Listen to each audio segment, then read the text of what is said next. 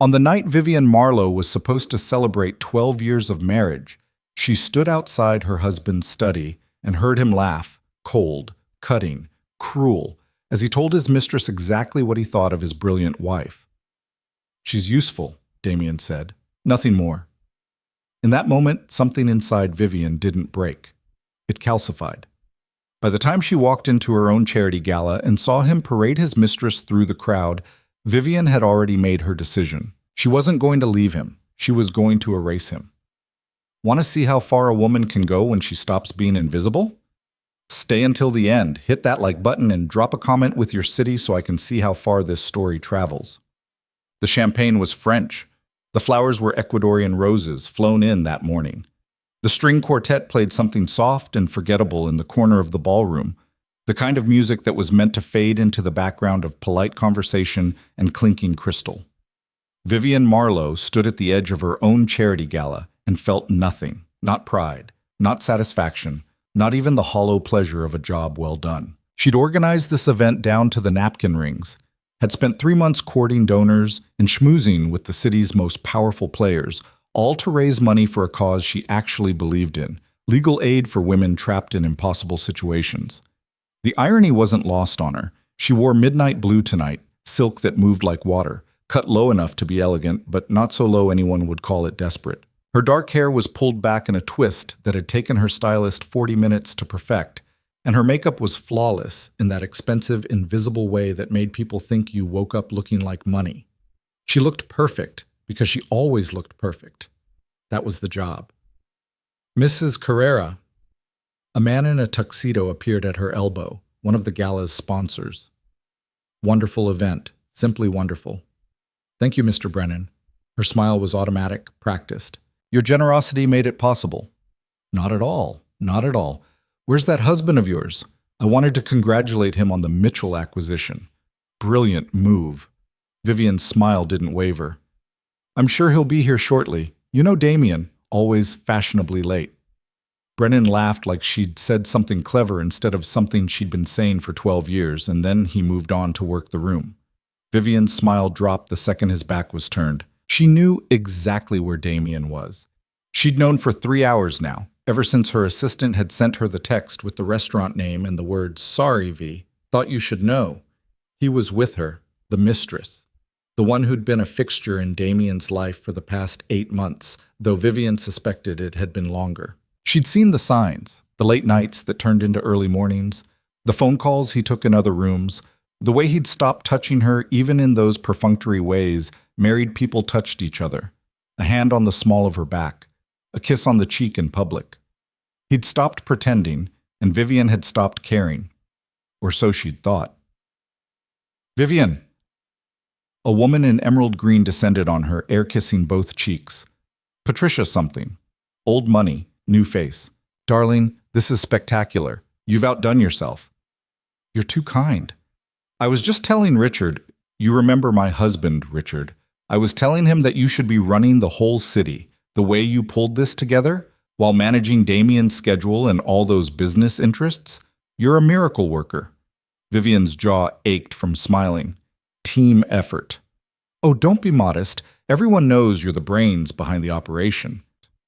Patricia leaned in, lowering her voice to that conspiratorial whisper wealthy women used when they wanted to pretend they were being genuine.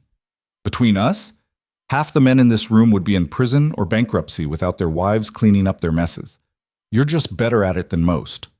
She swept away before Vivian could respond, leaving behind a cloud of perfume and casual cruelty. The brains behind the operation. If only Patricia knew how right she was. Vivian moved through the crowd with the ease of someone who'd been doing this for over a decade. She knew how to work a room, how to make people feel seen and important, how to extract commitments and donations with nothing more than a well-timed laugh and a touch on the arm. She'd learned it all from Damian in those early years, back when she'd thought they were building something together. God, she'd been stupid, not naive. Vivian had never been naive. She'd known exactly who Damian Carrera was when she married him. She'd known about the shell companies and the offshore accounts, the loans that weren't really loans, and the business deals that happened in the back rooms of restaurants she'd never heard of. She'd known he was dangerous in ways that had nothing to do with violence and everything to do with the kind of power that bent the world to its will. She'd married him anyway because she'd been 23 and brilliant and tired of being invisible. Damian had seen her, really seen her, or so she'd thought. He'd watched her dismantle a prosecutor's case against one of his associates using nothing but public records and a photographic memory, and he'd looked at her like she was magic. "Marry me," he'd said 3 weeks later, and Vivian had said yes because she'd wanted to matter to someone. She'd wanted to be more than the scholarship student from nowhere who'd clawed her way through law school on pure spite and student loans. She'd wanted to be seen. 12 years later, she was still invisible, just in a different way. "There she is," a familiar voice cut through her thoughts. "The woman of the hour." Vivian turned to find Marcus Chen, Damian's attorney, approaching with 2 glasses of champagne.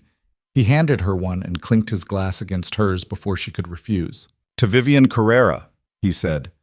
"The only person in this city who could get Judge Rothman and Senator Valdez in the same room without bloodshed." "They're on opposite sides of the ballroom," Vivian said dryly. "Exactly." Marcus grinned. He was younger than Damian by 5 years, handsome in that polished way lawyers were handsome, and one of the few people in Damian's orbit who'd ever treated Vivian like she had a brain. "Seriously, though, this is impressive. You've got half the city's power structure in this room, and they're all opening their checkbooks for you." "For the cause," Vivian corrected. "Right, the cause."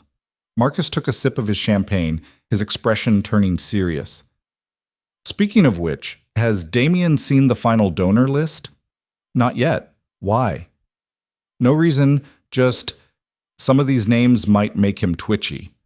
Judge Reeves is here. DA's office sent someone. Even that FBI agent, what's his name, Bob?" "Keller," Vivian said quietly. "Agent Keller." Marcus's eyebrows rose. "You invited a federal agent to your charity gala?" "I invited someone who wrote a generous check to support legal aid. What he does for a living is irrelevant." "Vivian." Marcus stepped closer, lowering his voice. "You know damn well it's not irrelevant. If Damian sees—" "Damian isn't here," Vivian said, and there was something in her voice that made Marcus stop mid-sentence. She took a breath, smoothed her expression back into neutrality. "And even if he were, Agent Keller is a guest like anyone else. This is a charity event, Marcus, not a crime scene." Marcus studied her for a long moment, something shifting in his expression. "You okay?" "Perfect," Vivian lied. "Why wouldn't I be?" Before Marcus could answer, a ripple went through the crowd. Heads turned. Conversations paused mid-sentence. Vivian didn't need to look to know what, or who, had just arrived. She turned anyway. Damian Carrera stood in the entrance to the ballroom like he owned it, which, in a sense, he did. He'd donated enough money to this hotel over the years that the manager probably had his picture in a shrine somewhere. He wore a tuxedo the way some men wore armor, and his salt and pepper hair was styled in that casually perfect way that probably cost more than most people's car payments. He looked good.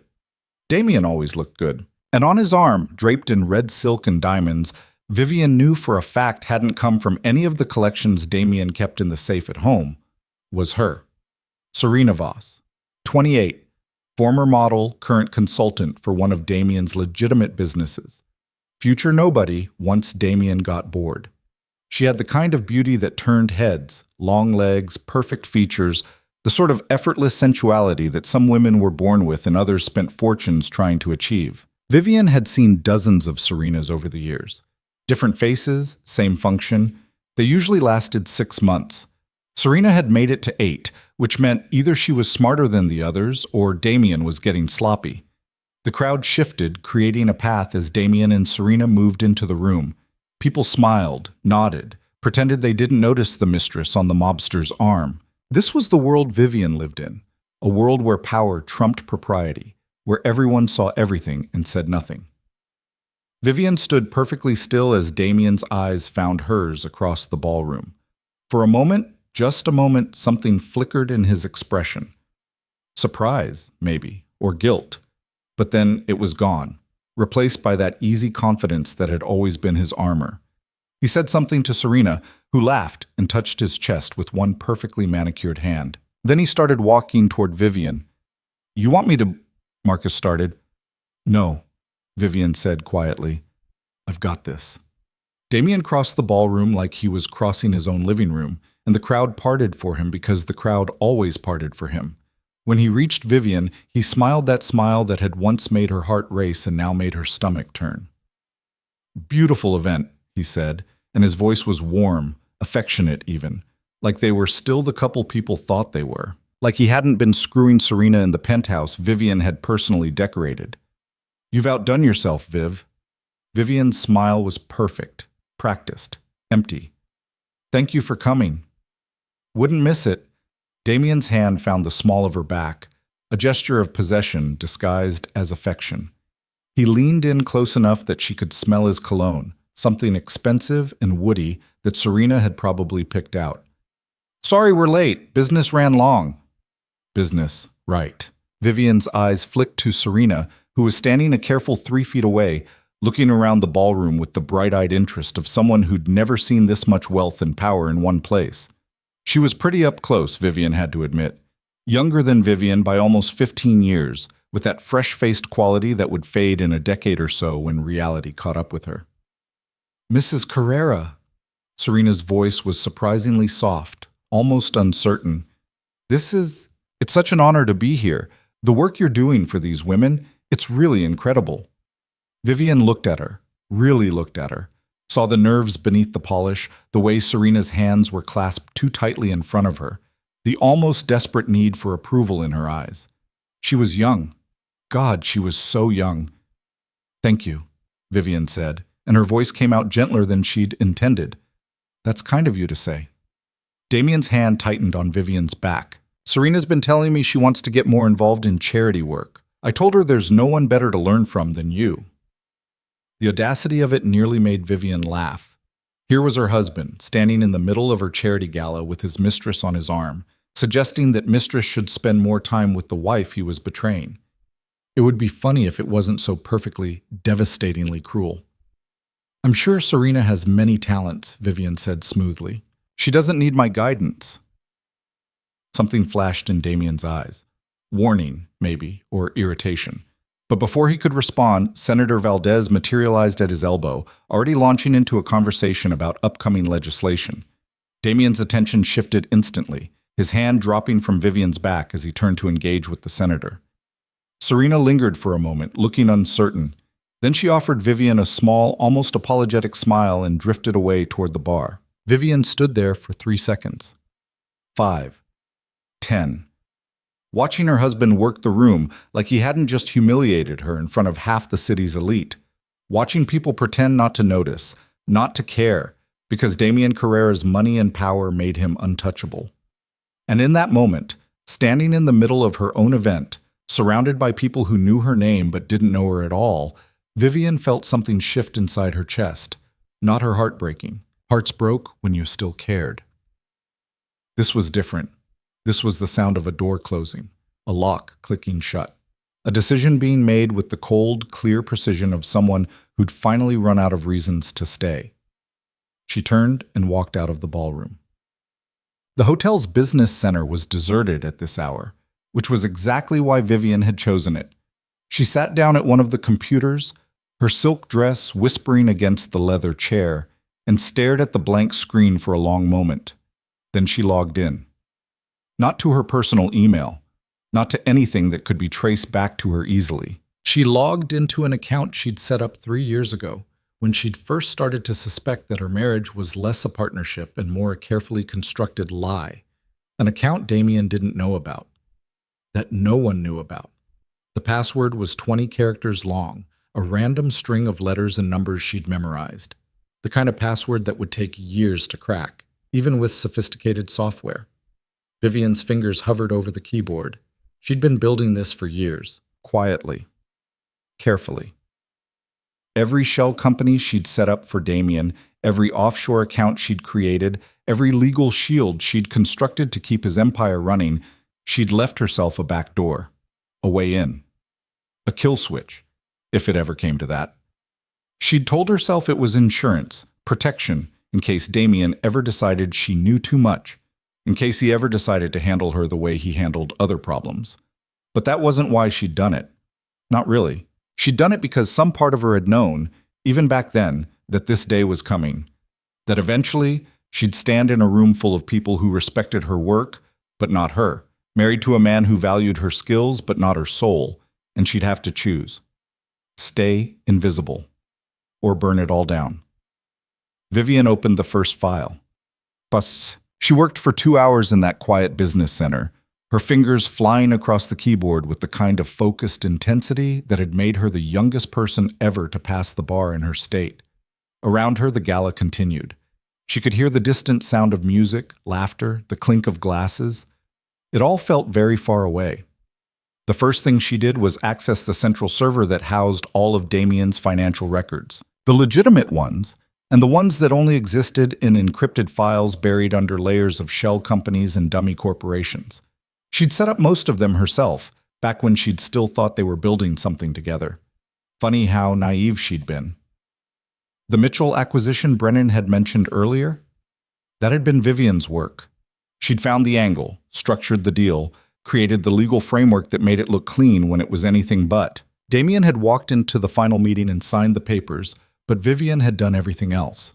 She always did everything else. Now she unmade it. Not all at once, that would be too obvious, too traceable. Vivian was smarter than that. She didn't delete files or wipe servers. Instead, she changed things, small things. A decimal point here, a transfer date there.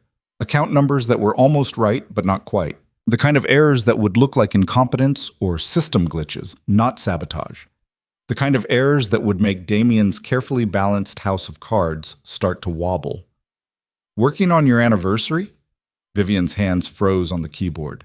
She looked up to find Marcus Chen standing in the doorway of the business center, his bow tie loose and his expression concerned. Hardly our anniversary, Vivian said, her voice steady despite the spike of adrenaline in her veins. That was this afternoon. This is just another Thursday night. Marcus stepped into the room, closing the door behind him. What are you doing, Vivian? Checking donor pledges, making sure everything's documented properly. Bullshit! Marcus crossed to her, his eyes on the screen, but Vivian had already minimized the windows, pulling up the gala's fundraising database instead. That's not the donor database. That's... He stopped. His eyes went wide. Vivian waited. Marcus was smart, one of the smartest lawyers she'd ever met. It wouldn't take him long to put the pieces together. Jesus Christ, Marcus said softly. Vivian, what are you doing? What does it look like I'm doing? It looks like you're committing corporate suicide. Damian will what? Vivian stood up, and there was something in her voice that made Marcus take a step back. Kill me? He needs me too much for that. Divorce me? I'd love to see him try to explain to a judge where all his money came from. He'll destroy you. No, Vivian said quietly. He'll try. And he'll fail. Because Damian doesn't actually know how any of this works. He thinks he does. He thinks he's some kind of criminal mastermind. But the truth is, I've been running his empire for 12 years while he takes meetings and fucks his assistants. Without me, he's just another thug with expensive suits and delusions of grandeur. Marcus stared at her like he'd never seen her before. You're serious? Completely. Why? Why now? What did he... Marcus stopped, understanding dawning on his face. The Mistress. Serena. This has nothing to do with Serena. Vivian's voice was cold, clinical. This has to do with the fact that 3 hours ago, I stood outside Damian's study and listened to him tell her exactly what he thinks of me. That I'm useful, that I'm convenient, that I'm too smart to leave and too boring to love. She paused, letting the words settle in the air between them. He's not wrong, she continued. I am useful, I am convenient, and I was too smart to leave. Until tonight. But I'm done being convenient. I'm done being invisible. And I'm definitely done propping up a man who thinks my only value is how well I clean up his messes. Marcus was quiet for a long moment. Then he said, You're going to start a war. No, I'm going to end one. Vivian sat back down, her hands returning to the keyboard. I've been fighting a war for 12 years, Marcus. Fighting to be seen, to be valued, to be something more than the woman behind the man. I'm tired of fighting, so I'm changing the rules. How? Vivian looked at him, really looked at him. Marcus had always been kind to her, had always treated her like she mattered. She didn't want to drag him down with her. Go back to the gala, she said softly. Forget you saw me here. Vivian, I mean it. What I'm doing, you don't want any part of this. You're a good lawyer, Marcus. You have a future. Don't let me ruin it. Marcus stood there, torn. Then he nodded slowly and turned toward the door. But before he left, he looked back at her one more time. For what it's worth, he said quietly, you were always too good for him. Then he was gone, and Vivian was alone again. She worked for another hour.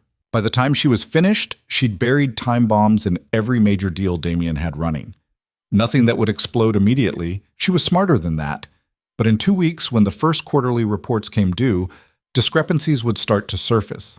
Account numbers that didn't match, transfer records that showed money moving to places it shouldn't go, loans that were suddenly callable because the terms had mysteriously changed. It would look like incompetence at first, maybe even like embezzlement by someone in Damian's organization. By the time anyone figured out what had really happened, it would be too late. The empire Vivian had spent 12 years building would come crashing down, and there would be nothing Damian could do to stop it. She closed the final file and logged out, wiping her digital fingerprints as she went. Then she stood, smoothed down her dress, and checked her reflection in the darkened computer screen. She looked exactly the same, perfectly composed, elegantly neutral. No one would ever know. Vivian walked back to the ballroom with her head high and her heart quiet. The gala was still going strong. These things always ran late when there was free champagne and powerful people to network with. She found her place at the edge of the crowd and slipped back into her role seamlessly. Across the room, Damian was deep in conversation with Judge Rothman, probably greasing wheels or calling in favors. Serena stood nearby looking bored and checking her phone. Vivian watched them for a moment. Her husband, his mistress, the life she was about to leave behind. She felt nothing. No anger, no sadness, no regret. Just a bone-deep satisfaction that came from knowing she'd finally taken control of her own story.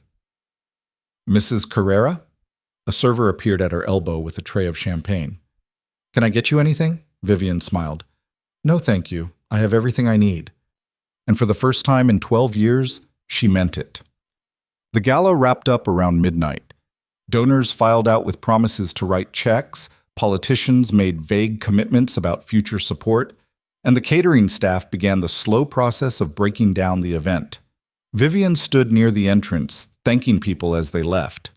It was exhausting work, smiling and nodding and pretending she cared about their compliments. But she did it anyway because this was her event, and she'd see it through to the end. Damian had left an hour earlier, Serena trailing after him like a puppy. He'd found Vivian before he went, kissing her cheek in that performative way that looked affectionate but felt like ownership. Great job tonight, he'd said. We'll talk tomorrow about some of those donor connections. I think I can leverage a few of them for the waterfront project. Of course he could. Of course he'd already figured out how to use her work for his own ends. Vivian had smiled and nodded, and Damian had walked away without noticing that his wife hadn't said a word. Now, as the last guest trickled out and the staff began dimming lights, Vivian finally allowed herself to relax. Her feet ached in her heels, her jaw hurt from smiling, and she was fairly certain she'd shaken hands with at least 200 people tonight. But it was done. The gala was a success. More importantly, the other thing, the thing no one knew about, was also done. Hell of a night. Vivian turned to find Agent Keller standing a few feet away, his hands in his pockets. He looked out of place in his standard government-issue suit, surrounded by the opulence of the hotel ballroom, but his eyes were sharp, assessing. Agent Keller, Vivian kept her voice neutral. I'm glad you could make it. Wouldn't have missed it. Your assistant sent me the invitation 3 times. Started to feel like divine intervention. He smiled, but it didn't reach his eyes. Or maybe just very persistent fundraising. We believe in our cause. I can see that. Keller looked around the emptying ballroom. Impressive guest list, lot of important people, lot of powerful people. It's for a good cause, Vivian said carefully. Legal aid for women in crisis. Everyone should care about that. True enough. Keller's gaze returned to her. Your husband left early. It wasn't a question. Damian had other commitments. I'm sure he did. Keller pulled a business card from his pocket and held it out. Mrs. Carrera, I want you to know, if you ever need help, my door is open. Vivian looked at the card but didn't take it. Why would I need help, Agent Keller? Maybe you wouldn't. But in my experience, people who organize galas for women in crisis usually understand that crisis personally. He set the card on the table next to her, just in case. Then he walked away, leaving Vivian alone with his card and the weight of what he hadn't said. She picked up the card, studied it for a moment, then slipped it into her clutch. She didn't need Agent Keller's help. She didn't need anyone's help. But it was always good to have options. Vivian got home a little after 1 in the morning. The penthouse was dark and silent. Damian wasn't here, which meant he was at one of his other properties. Probably the place he kept for Serena, the one he thought Vivian didn't know about. She kicked off her heels in the entryway and walked barefoot across the marble floor, her dress whispering around her legs. The city glittered below her through floor-to-ceiling windows, a constellation of lights and lives and stories she'd never be part of. Vivian poured herself a glass of wine, something expensive from Damian's collection, and stood at the window, looking out at the city she'd helped her husband conquer. 12 years. 12 years of being brilliant and invisible, of building empires for a man who couldn't even be bothered to come home on their anniversary. But that was ending now. Vivian raised her glass to her reflection in the window, to the woman she'd been and the woman she was about to become. To new beginnings, she said to the empty room. Then she drank, and the wine tasted like freedom. The wine was still sitting on her tongue when her phone buzzed. Vivian looked down at the screen and saw Damian's name glowing in the darkness. Don't wait up. 3 words, not even an excuse this time. Just a command delivered with the casual arrogance of a man who'd never had to explain himself. Vivian deleted the message without responding. Then she finished her wine, rinsed the glass, and went to bed in the guest room she'd been using for the past 6 months. The sheets were cold and impersonal, but at least they were hers. She slept better than she had in years. When she woke the next morning, sunlight was streaming through the windows and Damian still wasn't home. Vivian made coffee in the kitchen that was almost never used, they had staff for that normally, and checked her phone while the machine hissed and gurgled. 3 missed calls from Patricia in Emerald Green, probably wanting to gossip about the gala. 2 emails from the charity thanking her for her work. 1 text from Marcus that just said, "Call me when you can." Nothing from Damian. Vivian sipped her coffee and opened her laptop. Not the personal one. She had another device, a tablet she kept locked in a safe disguised as a decorative box in her closet. The kind of safe Damian would never think to look for because he assumed everything valuable in this penthouse already belonged to him. She logged into the secondary account she'd been building for 3 years. The ones that existed in her maiden name, buried under layers of legitimate business transactions and perfectly legal tax shelters.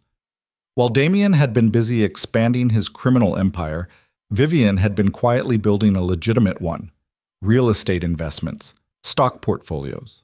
A consulting firm that operated under an LLC with her name nowhere on the paperwork. She'd been siphoning money from Damian's operations for years, never enough to notice, just a percentage point here and there, routing it through enough channels that it looked like normal business expenses or charitable donations. The total sat at just over $42 million. Vivian stared at that number for a long time. $42 million. More than enough to disappear. More than enough to start over. More than enough to never have to smile through another humiliation or pretend she didn't hear the whispers that followed her at every charity event. But disappearing wasn't what Vivian wanted. Not anymore. She closed the laptop and drank her coffee, watching the city wake up below her.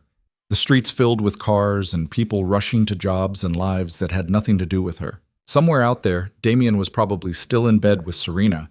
Or maybe he was already up and working, making deals and breaking rules and trusting that Vivian would clean up whatever mess he made. He had no idea what was coming. The first sign of trouble appeared 3 days later. Vivian was in her home office, the small room off the kitchen that Damian had grudgingly let her claim, when her phone rang. Not her personal phone, the burner she kept for handling Damian's more sensitive business matters. She almost didn't answer it, but old habits died hard. "Yes? Mrs. Carrera?" The voice on the other end was unfamiliar, male, nervous. "This is Derek Chen from Pacific Rim Investments. I'm calling about the Mitchell acquisition." Vivian's fingers stilled on her keyboard. Pacific Rim was one of the shell companies she'd set up to funnel money through the Mitchell deal. What about it? There's been a discrepancy in the account transfers. The funds that were supposed to clear on the 15th are showing as routed to an incorrect account.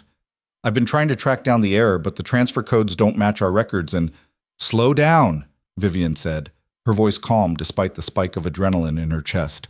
What exactly are you seeing? Derek walked her through it. The wrong account numbers, the mismatched dates, the transfer amounts that were off by decimal points. Small errors, individually. But collectively, they added up to millions of dollars that were now sitting in limbo, untraceable and inaccessible, exactly as Vivian had designed it. I need you to send me everything, she said. Every document, every transfer record, every email chain. Can you do that? Of course. But Mr. Carrera is going to— Let me worry about Mr. Carrera. You focus on documentation. I'll handle the rest. She hung up before Derek could argue. Then she sat back in her chair and allowed herself a small, cold smile. It was starting. The calls came in steadily over the next week. Different voices, same story, account errors, transfer failures, missing documentation. Nothing catastrophic yet.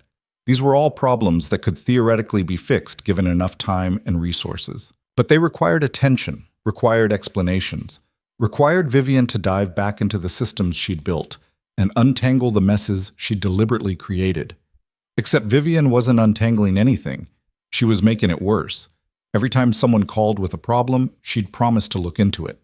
Then she'd access the relevant accounts and change a few more numbers, create a few more errors, route money through a few more dead-end shell companies. She worked carefully, methodically, creating chaos that looked like incompetence instead of sabotage. And all the while, Damian noticed nothing. He was too busy with the waterfront project he'd mentioned at the gala, some massive development deal that required bribing half the city council and threatening the other half. Vivian had set up the initial framework months ago, but now Damian was handling the day-to-day operations himself, which meant he was barely home and even more distracted than usual. Serena had moved into the penthouse. Not officially, Damian still had enough sense not to be that blatant, but her things were everywhere. Designer shoes in the closet, expensive skincare products in the bathroom, a silk robe hanging on the back of the bedroom door. Vivian saw it all and said nothing. She'd moved her remaining belongings into the guest room and started spending her days in coffee shops and libraries, anywhere but the home that had stopped feeling like hers months ago. You've been quiet lately. Vivian looked up from her laptop to find Marcus sliding into the chair across from her. She was at a corner table in a cafe near the financial district, buried in spreadsheets that had nothing to do with Damian's business and everything to do with her own. I've been busy, she said, so I've heard. Marcus ordered an espresso from a passing server, then turned his attention back to Vivian. Damian's been asking questions about the Mitchell deal, about Pacific Rim, about why his accounts aren't matching up the way they should. And what did you tell him? That these things happen, that probably someone in accounting screwed up, that you'd fix it. Marcus paused. You're not going to fix it, are you? Vivian closed her laptop. Do you want me to? I want you to be careful. Damian's paranoid on a good day. If he figures out what you're doing, he won't. You sound very sure of that. I am. Vivian leaned back in her chair, studying Marcus. He looked tired, she realized. There were shadows under his eyes and tension in his shoulders that hadn't been there a week ago. Is he making your life difficult? He's making everyone's life difficult. Half his associates think there's a rat in the organization. The other half thinks someone's trying to take him down from the outside. Marcus's espresso arrived, and he wrapped his hands around the cup like he needed the warmth. No one suspects you. Why would they?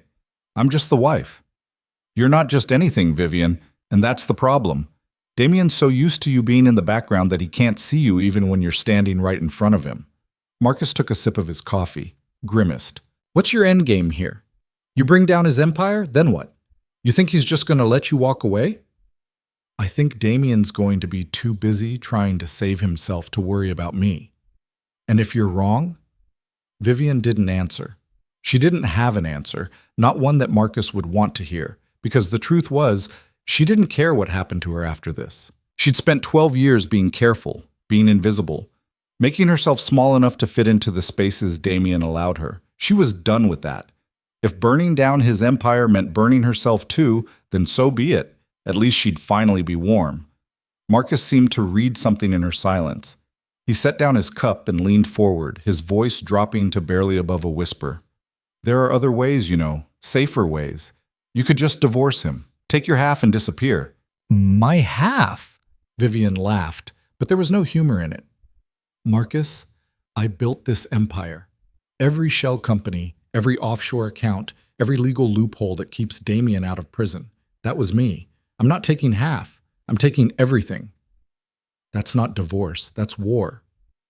No, Vivian said quietly. That's justice.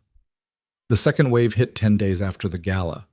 Vivian was in her office when her phone rang, her actual phone this time, not one of the burners. The screen showed a number she didn't recognize, but something made her answer anyway. Mrs. Carrera? The voice was crisp, professional, female. This is Jennifer Hollis from the Federal Reserve Bank of New York.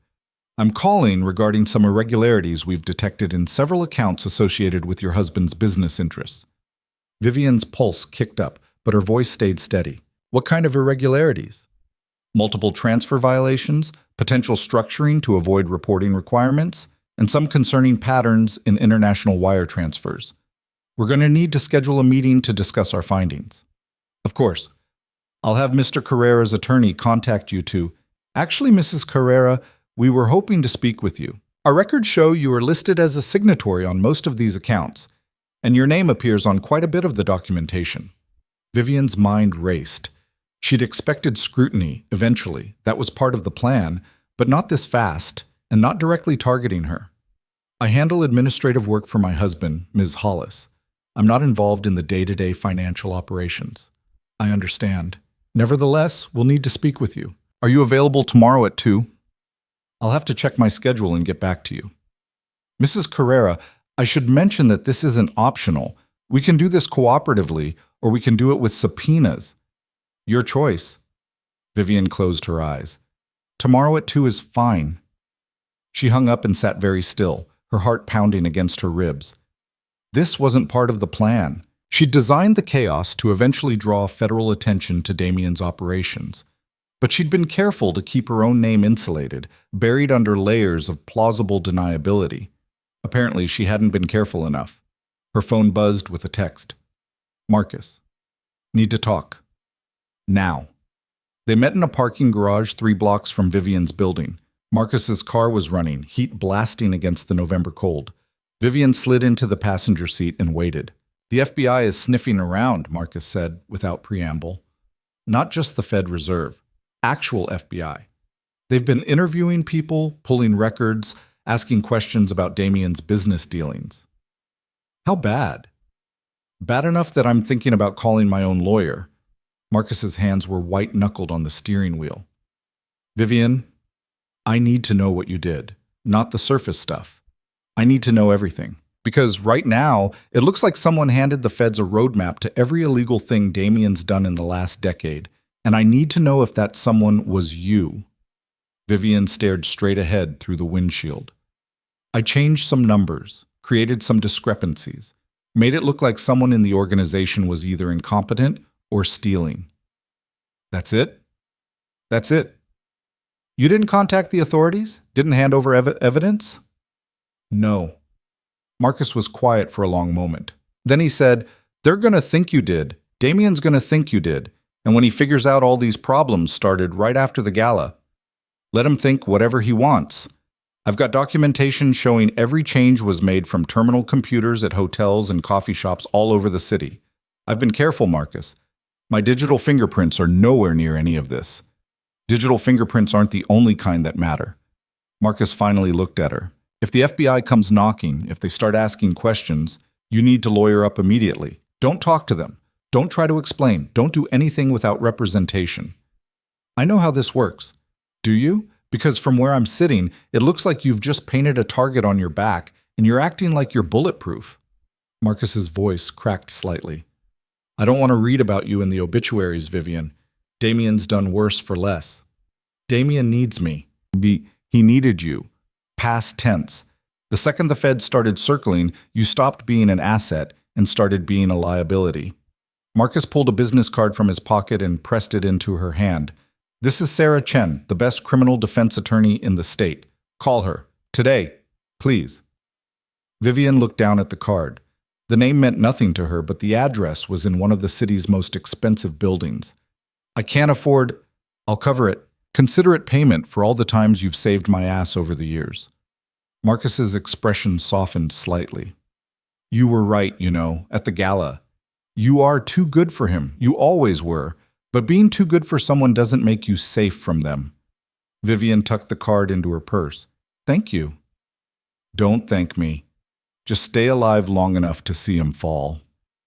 The meeting with Jennifer Hollis lasted 3 hours and felt like 3 years. Vivian sat across from the federal agent in a sterile conference room at the Reserve Bank, a lawyer she'd never met before sitting beside her. Not Sarah Chen. Vivian had chickened out at the last minute and called a different attorney, someone cheaper and less connected to Marcus. It was probably a mistake, but Vivian was making a lot of those lately. Hollis walked her through transaction after transaction, account after account. She had printouts, spreadsheets, highlighted sections that supposedly proved systematic fraud and money laundering. And in every single one, Vivian's name appeared somewhere. Signatory, administrator, point of contact. I need you to understand the situation you're in, Mrs. Carrera, Hollis said, her voice almost gentle. These accounts show clear evidence of criminal activity. Structuring, tax evasion, possible RICO violations. We have enough here to bring charges against multiple people, including you. Vivian's lawyer started to object, but Vivian spoke over him. I did administrative work. I signed papers my husband told me to sign. That's not illegal. It is if you knew what those papers represented. I didn't. Really? Hollis pulled out another document. This is an email from you to a financial consultant in the Cayman Islands, dated 14 months ago. You're discussing the best way to structure a series of shell companies to minimize exposure and maintain operational flexibility. That doesn't sound like someone who's just signing papers. Vivian's stomach dropped.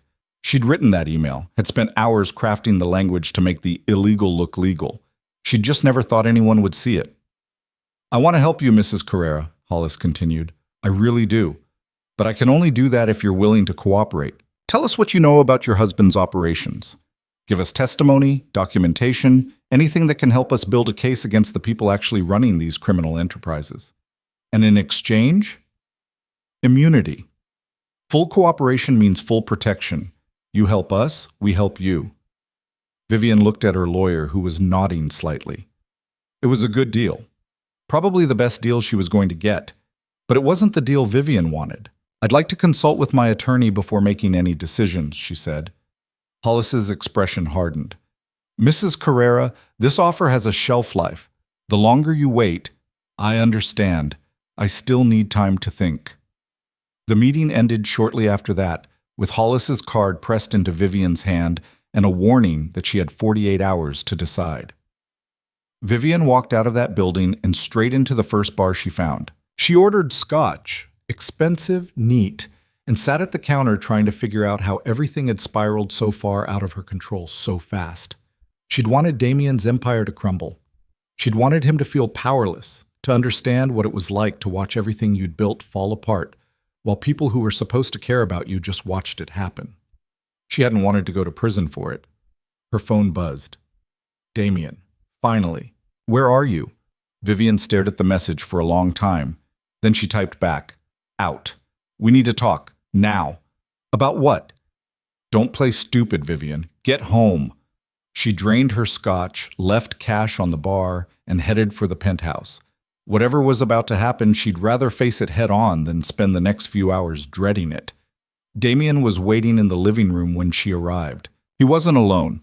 2 men in expensive suits stood near the windows, and Serena was conspicuously absent. Vivian recognized one of the men, Vincent Russo, one of Damian's oldest associates, the kind of man who solved problems with violence and asked questions never. Close the door, Damian said. Vivian did. Her pulse was racing, but she kept her expression neutral. What's going on? You tell me. Damian stood, and there was something in his eyes Vivian had never seen before. Fear, maybe. Or fury so cold it looked like fear. I've got the FBI crawling up my ass, accounts frozen, associates getting subpoenaed, and every business deal I've got running is falling apart because suddenly nothing is where it's supposed to be. So you tell me, Vivian, what the hell is going on? I don't know what you want me to say. I want you to explain how 12 years of perfect operations suddenly turned into a complete shit show the week after your little charity gala. Damian moved closer. I want you to explain why Jennifer Hollis from the Federal Reserve called me today and mentioned your name 16 times. I want you to explain why it looks like someone with intimate knowledge of my business handed the feds a gift-wrapped case against me. Vivian met his eyes. Are you accusing me of something? I'm asking questions. There's a difference. Doesn't sound like questions. Sounds like you've already made up your mind. Vincent cleared his throat from across the room. Mrs. Carrera, we're just trying to understand the timeline here. You handle most of Mr. Carrera's administrative work, yes? I did. Past tense. And when did you stop? Vivian understood the game they were playing. Good cop, bad cop, except both cops worked for the mob and neither one of them cared if she lived or died. I've been gradually stepping back over the past few months. I told Damian I wanted to focus more on my charity work. Convenient timing, Vincent said mildly. Or maybe I just got tired of covering for a man who can't keep his dick in his pants long enough to remember his own anniversary. Vivian's voice was sharp, cutting. She watched Damian flinch and felt a savage satisfaction. You want to know what's going on? Fine. You've been sloppy. You've been distracted. You've been making deals without thinking through the legal implications because you assumed I'd be there to clean up your messes. Well, I'm not there anymore. So maybe this isn't sabotage. Maybe this is just what happens when you try to run a criminal empire without the person who actually knows how it works. The second man stepped forward. Vivian didn't know his name, but she recognized the type. Muscle. Enforcer. The kind of man who made problems disappear. Damian held up a hand, stopping him. Everyone out. Now. Vincent and the enforcer exchanged glances, but they left. The door closed behind them with a soft click that sounded too much like a lock. Vivian stood very still. Damian circled her slowly like a predator sizing up prey. 12 years, Vivian. 12 years you've been by my side. You think I don't know you? You think I can't tell when you're lying? I'm not lying. You're not telling the truth either. He stopped in front of her, close enough that she could smell his cologne. Still the same one Serena had picked out. Here's what I think happened. I think you got your feelings hurt when I brought Serena to the gala. I think you decided to throw a tantrum and make my life difficult for a few weeks. And I think you didn't realize how far it would spiral, and now you're scared because the FBI is involved, and you don't know how to fix what you broke. Vivian laughed. She couldn't help it. The sound came out harsh and bitter, echoing in the too large room. Is that really what you think? That this is about Serena? What else would it be about? It's about the fact that I heard you, Damian. The night of our anniversary, I stood outside your study and I heard every word you said to her about how I'm useful, about how I'm convenient, about how I'm too boring to love but too smart to leave. Vivian's voice cracked, just slightly. So no, this isn't a tantrum. This is me finally understanding my worth and realizing it's a hell of a lot more than you ever gave me credit for. Something shifted in Damian's expression. Vivian, don't you dare try to explain it away or tell me I misunderstood. I heard what I heard. And you know what the worst part is? You were right. I was too smart to leave. Until I wasn't. Damian was quiet for a long moment. Then he said, very softly, "What did you do?" "Nothing illegal. Bullshit. I changed some numbers, made some errors, created enough chaos that your house of cards started to wobble. That's all." Vivian met his eyes. "The FBI? The frozen accounts? The subpoenas? That's not me, Damian. That's you. That's 12 years of illegal activity finally catching up with you." "With us," Damian corrected. "Your name is on half those accounts. Your signature is on the documents. If I go down, you're coming with me." "Maybe. Or maybe the FBI will believe me when I tell them I was just following my husband's orders, that I had no idea what those accounts were really for." Vivian smiled, and it was not a kind smile. "Who do you think they'll believe, Damian? The crime boss with a rap sheet, or the charity organizer who's been trying to help women escape abusive situations?" Damian's hand shot out, gripping her arm hard enough to bruise. "You think you're untouchable? You think I won't..." "Won't what?" Kill me? Go ahead. See how well that plays with the FBI agents who are already building a case against you. Vivian didn't pull away. Or maybe you'll just threaten me, try to scare me into cleaning up this mess like I've cleaned up every other mess you've made. But here's the thing, Damian. I'm not scared anymore. I'm just tired. He released her arm, stepping back like she'd burned him. I loved you. No, you didn't. You loved what I could do for you. There's a difference. Vivian, I'm leaving. Tonight. I'm going to pack a bag and walk out that door, and you're not going to stop me. She headed toward the guest room, then paused and looked back. And Damian, if anything happens to me, if I disappear or have an accident or mysteriously overdose, I've got documentation that goes straight to the FBI. Everything. Account numbers, shell companies, recordings of conversations, emails, all of it. So if you're thinking about solving this problem the way you usually solve problems, think again. It was a bluff. She had documentation, yes, but it wasn't set up to automatically send anywhere. Still, Damian didn't know that. You're making a mistake, he said. Probably, but at least it's my mistake to make. Vivian packed quickly, throwing clothes and essentials into a suitcase without caring what matched or what didn't. She grabbed her laptop, her tablet, the burner phones, and the small safe that held her important documents. Everything else, the designer clothes, the jewelry, the life she'd built in this penthouse, she left behind. None of it had ever really been hers anyway. Damian didn't try to stop her when she walked out. He just stood in the living room and watched her go, his expression unreadable. The last thing Vivian saw before the elevator doors closed was Serena emerging from the bedroom, looking rumpled and confused. She'd been there the whole time, listening to everything. Vivian wondered if that would matter. Then she decided she didn't care. She checked into a hotel under a false name, paid in cash, and sat on the edge of the bed staring at her phone. Marcus had called 4 times. She should call him back. She should probably also call Sarah Chen, the criminal defense attorney, and start building her own protection. Instead, she pulled out Agent Keller's card and stared at it for a long time. Then she dialed. He answered on the second ring. Keller? Agent Keller, this is Vivian Carrera. We met at the charity gala. A pause. I remember. Are you all right, Mrs. Carrera? That depends on your definition of all right. Vivian took a breath. You said if I ever needed help, your door was open. Does that offer still stand? It does. Then I think we should talk, but not over the phone. I can meet you. Name the place. Vivian gave him the address of a diner she'd passed on the way to the hotel. Public, busy, safe. 1 hour. I'll be there. She hung up and sat in the silence of the hotel room, listening to the sounds of the city through thin walls. Somewhere out there, Damian was probably making calls, mobilizing his lawyers, trying to figure out how to contain the damage she'd caused. Let him try.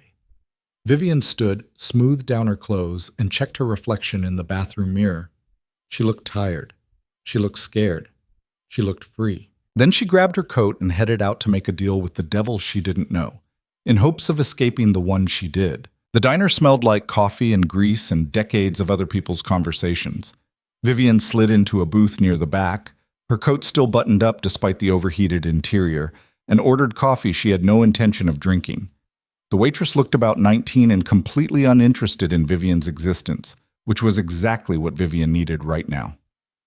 Agent Keller arrived 12 minutes later. He spotted her immediately, which told Vivian he'd probably been watching the entrance before he came in. He slid into the booth across from her without asking permission and ordered his own coffee. Thanks for meeting me, Vivian said. Thanks for calling. Keller had the kind of face that was hard to read, not unfriendly, but carefully neutral in a way that probably came from years of interviewing people who didn't want to talk. You sounded rattled on the phone. I am rattled. Want to tell me why?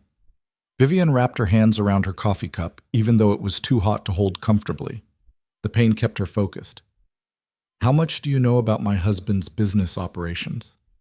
Enough to know he's not just a successful businessman, not enough to make charges stick. Keller's eyes didn't leave her face. Yet. What if I could change that? Then I'd want to know what you're getting in exchange. Vivian appreciated the directness. No pretense, no dancing around the subject, just straight to the transaction. Immunity. Full immunity for anything I might have done while working for Damian. That's a big ask. I know, but I've got big information. Keller leaned back in his seat, considering. The waitress returned with his coffee, and he waited until she was gone before speaking again. Walk me through what you're offering. Everything. Shell companies, offshore accounts, money laundering operations, bribery records. The names of every judge and politician Damian's got in his pocket. 12 years of documentation. Vivian's voice was steady, but her hands were shaking slightly. I built his entire operation, Agent Keller. I know where everybody is buried, literally and figuratively. And you're willing to hand all that over? Yes. Why now? It was a fair question. Vivian had spent 12 years protecting Damian, building his empire, making sure he stayed untouchable. Why turn on him now? Because I'm done being invisible, she said quietly.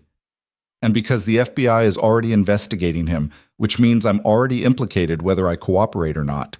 At least this way, I have some control over the outcome. Keller studied her for a long moment. Then he said, You understand that if we do this, there's no going back. Once you start talking, you're committed. And Damian Carrera isn't the kind of man who forgives betrayal. I know. You'll need protection. Witness protection, probably. New identity, new city, new life. Everything you know, everyone you've been, that all goes away. Vivian thought about the penthouse with Serena's things scattered everywhere. The charity galas where people praised her work but didn't know her name. The 12 years of being useful but not valued. Smart but not seen. I'm okay with that, she said. Keller pulled out his phone. I need to make a call. Bring in my supervisor, get this official, don't go anywhere.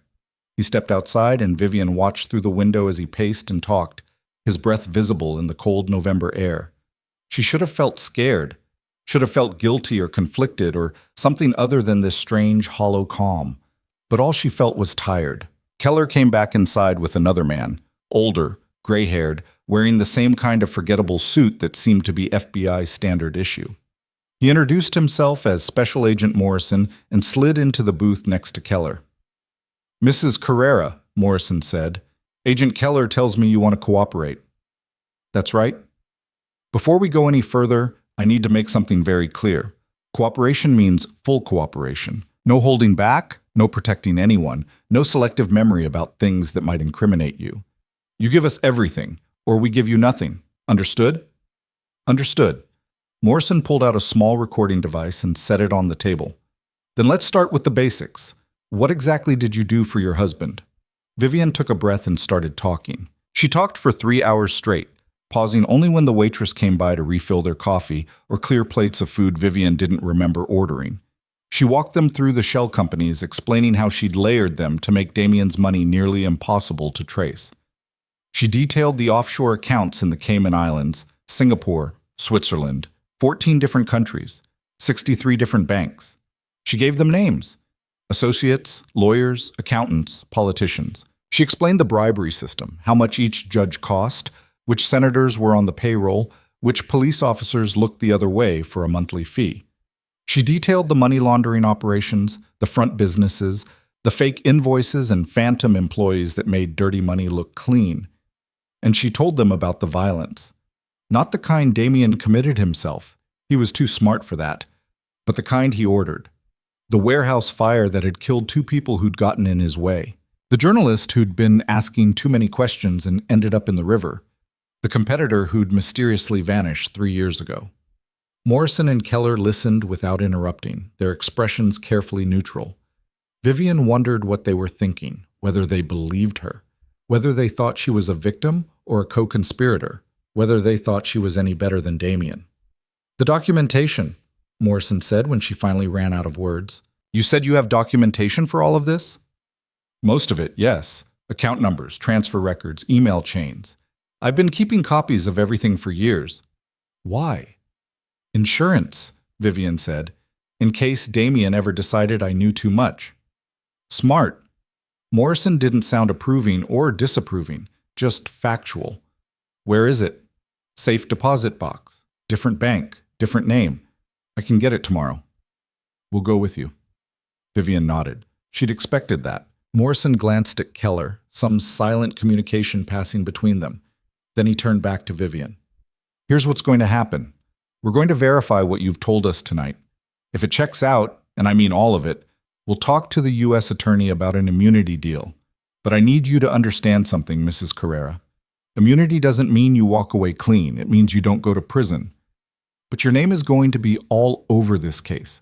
People will know you testified. Your life as Vivian Carrera is over. I know. Do you? Morrison leaned forward. Because in my experience, people think they know what they're signing up for, and then reality hits and they fall apart. You're going to testify against your husband. You're going to sit in a courtroom and detail every illegal thing he's done while he stares at you from the defense table. His lawyers are going to try to destroy you. They're going to paint you as a scorned wife, a liar, a criminal who's trying to save herself by destroying an innocent man. And that's before we talk about the physical danger. Damian Carrera has resources, he has people, and he's going to use all of it to make sure you never make it to trial.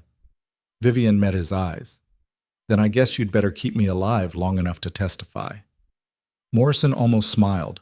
Almost. We're going to try, but you need to follow our rules. Starting tonight, you don't go anywhere alone. You don't contact anyone from your old life. You don't use your credit cards or access your bank accounts. Anything you do can be traced, and anything that can be traced can be used against you. What about my things, my clothes, We'll get you what you need, but everything from your old life stays in your old life. Morrison stood. There's a safe house about 40 minutes outside the city. We're going to take you there tonight. You'll stay until we can verify your information and start building our case. Vivian thought about the hotel room she'd paid for in cash. The suitcase full of expensive clothes she'd probably never wear again. She thought about Marcus and whether he'd worry when she disappeared. She thought about the charity she'd built and the women she'd been helping and whether anyone would continue that work when she was gone. Then she thought about Damian's face when he realized she'd actually done it, when he understood that the invisible wife had been the most dangerous person in his life all along. Okay, she said, let's go. The safe house was exactly what it sounded like. A nondescript ranch house in a subdivision full of identical ranch houses. The kind of place where no one noticed their neighbors and everyone minded their own business. Keller drove while Morrison sat in back with Vivian, both agents constantly checking mirrors and side streets. Vivian watched the city disappear behind them and tried not to think about what came next. Two agents were waiting at the house when they arrived, a woman who introduced herself as Agent Park and a younger man whose name Vivian immediately forgot. They did a quick sweep of the property while Vivian stood in the driveway, still wearing her coat, still carrying nothing but her purse. Clear, Park said, emerging from the garage. No signs of surveillance, no vehicles in the area that don't belong. Morrison nodded. Mrs. Carrera, you're going to stay here for the next few days while we verify your information and coordinate with the U.S. Attorney's Office. Agents Park and Rodriguez will be with you at all times. You need something, you ask them. You want to make a phone call, you ask them. You want to step outside for fresh air, you ask them. Understood? Understood. Good. Morrison handed her a burner phone. This is for emergencies only. My number's programmed in. You see anything suspicious, you hear anything that concerns you, you call me immediately. Vivian took the phone and followed Park inside. The house was sterile and impersonal, decorated in that generic way that suggested no one actually lived there. Beige walls, brown carpet, furniture that looked like it had been ordered from a catalog. There was a small bedroom at the end of the hall that Park indicated would be hers. There's clothes in the closet, Park said. Probably not your style, but they'll fit well enough. Bathrooms across the hall. Kitchen stocked with basics.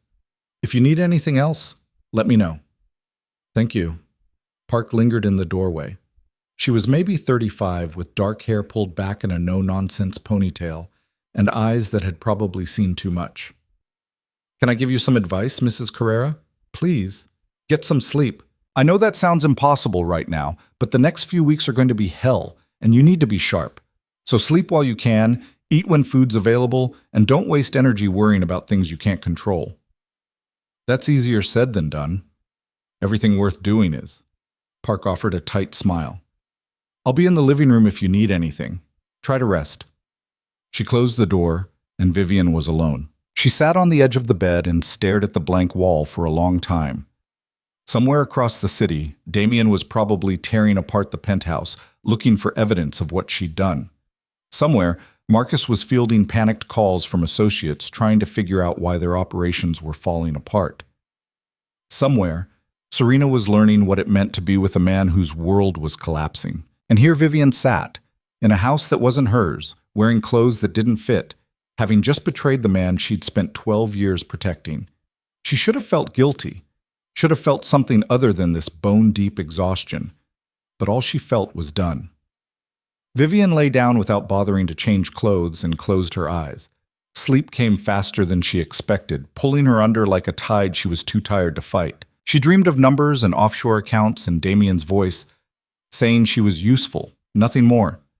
When she woke, it was morning, and someone was knocking on her door. "Mrs. Carrera?" Park's voice, calm and professional. "We need you in the living room." Vivian sat up, disoriented. For a moment, she couldn't remember where she was or why her back hurt from sleeping in her clothes. Then it all came rushing back. She found Park in the living room with Morrison and two other people she didn't recognize. A man in an expensive suit who introduced himself as Assistant U.S. Attorney James Chen, and a woman with severe glasses who said her name was Linda Hayes, from the U.S. Attorney's office. "Mrs. Carrera," Chen said, gesturing to the couch. "Please sit. We need to discuss the parameters of your cooperation." Vivian sat. Her mouth tasted like stale coffee and regret. Chen opened a briefcase and pulled out a thick stack of papers. "We've spent the night reviewing your preliminary statement and cross-referencing it with existing investigations. I'll be direct. What you've described would constitute one of the largest RICO cases this office has prosecuted in a decade. If even half of what you've told us is verifiable, we're looking at charges against dozens of individuals, including several sitting judges and at least 2 state senators." "It's all verifiable," Vivian said quietly. "We'll need to confirm that. Which brings us to the documentation you mentioned, the safe deposit box. I can take you there today." "We'll arrange that." Chen exchanged glances with Hayes. "But first, we need to discuss your immunity agreement. This is a preliminary draft, subject to revision once we've verified your claims. But the basic terms are as follows. Full immunity from prosecution for any crimes committed during your marriage to Damian Carrera, in exchange for complete cooperation including testimony at trial." He slid the document across the coffee table. Vivian picked it up and started reading. The legal language was dense, but she'd spent enough years working with contracts to understand the gist. She was trading her freedom for Damian's destruction, and the government was willing to make that trade. "There are conditions," Hayes said. She had the kind of voice that cut through bullshit like a scalpel through tissue. "You cannot contact your husband or any known associates. You cannot access joint accounts or shared assets. You will be required to surrender your passport and agree to GPS monitoring. And you will cooperate fully with our investigation, which means answering every question we ask, no matter how uncomfortable." "I understand." "Do you?" Hayes leaned forward. "Because I need you to understand what complete cooperation means. We're going to ask about things you probably don't want to discuss. Your marriage, your finances, your personal life. We're going to dig into every corner of your existence, looking for anything that might undermine your credibility as a witness. And if we find something, if we discover you've lied about anything, no matter how small, this deal disappears and you get charged along with everyone else." Vivian met her eyes. "I haven't lied." "Good. Then sign the preliminary agreement and let's go get that documentation." The bank was in a neighborhood Vivian had chosen specifically because it was nowhere near anywhere Damian ever went. She'd opened the safe deposit box 4 years ago under her maiden name, paying the annual fee in cash and visiting only when she was certain she wasn't being followed. Morrison and Keller flanked her as they walked into the building, while Park waited in the car and Rodriguez covered the entrance. To anyone watching, they probably looked like business associates or lawyers. No one looked twice. The bank manager was a nervous man in his 50s who kept glancing at Keller's badge like it might bite him. He led them downstairs to the vault and left them alone in one of the small private rooms. Vivian opened the box with shaking hands. Inside were 6 flash drives, 4 external hard drives, and a stack of papers 3 inches thick. She'd been collecting this information for years, copying files, downloading records, printing emails that might someday prove useful. At first it had been insurance, Protection against the day Damian might decide she was a liability. But somewhere along the way, it had become something else. Evidence. Proof. A record of everything she'd built and everything she'd endured. Morrison picked up one of the flash drives. What's on these? Account records, mostly. Transfer histories, shell company documents, incorporation papers. Everything's labeled and organized by category. Keller was flipping through the papers, his expression growing more intense with each page. Jesus Christ, these are original documents, signatures, dates, everything. I was thorough. You were meticulous. Keller looked at her with something that might have been respect. This is Mrs. Carrera, this is enough to put away half the criminal organizations in the city. Just the ones my husband works with, Vivian said quietly. They loaded everything into evidence bags and drove back to the safe house in silence.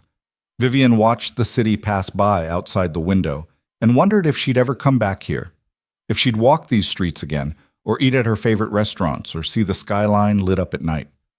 Probably not. Witness protection meant disappearing, and you couldn't disappear if you kept returning to the places you'd been. Back at the safe house, Morrison and Keller spread the documents across the dining room table like they were planning a military campaign, which, in a way, they were. This was war, just fought with evidence and testimony instead of guns. We're going to need you to walk us through all of this, Morrison said. Every document, every account, every name. It's going to take days, maybe weeks. I've got nothing but time. And so Vivian started talking again. She explained the structure of Damian's organization, drawing diagrams of how money flowed from one shell company to another, each layer adding legitimacy until criminal proceeds looked like ordinary business profits. She detailed specific transactions.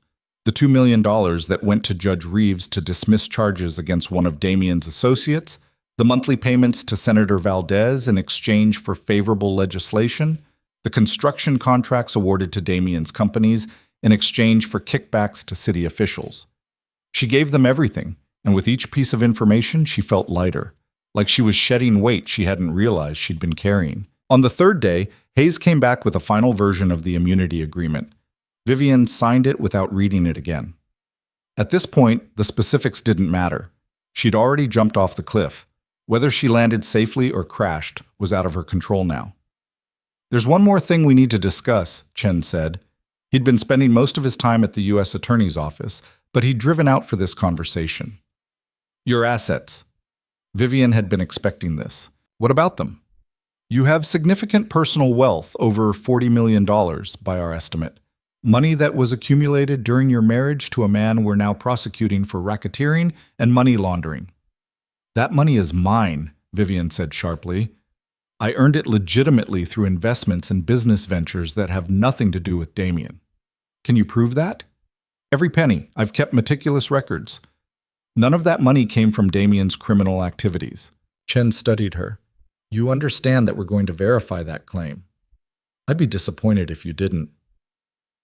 Over the next week, Vivian provided documentation for every account, every investment, every dollar she'd accumulated over the past 3 years. She showed them the legitimate businesses she'd built, the stock portfolios she'd managed, the real estate investments she'd made using money she'd earned through entirely legal means. It was true that she'd used knowledge gained from working with Damian. She knew which companies were about to be acquired, which neighborhoods were about to be developed, which investments would pay off. But knowing something wasn't illegal. Acting on that knowledge through legitimate channels was just good business. Chen's investigators spent 4 days combing through her finances. When they were done, Hayes delivered the verdict with obvious reluctance. It's clean, she said. We can't find any direct connection between these accounts and Carrera's criminal proceeds.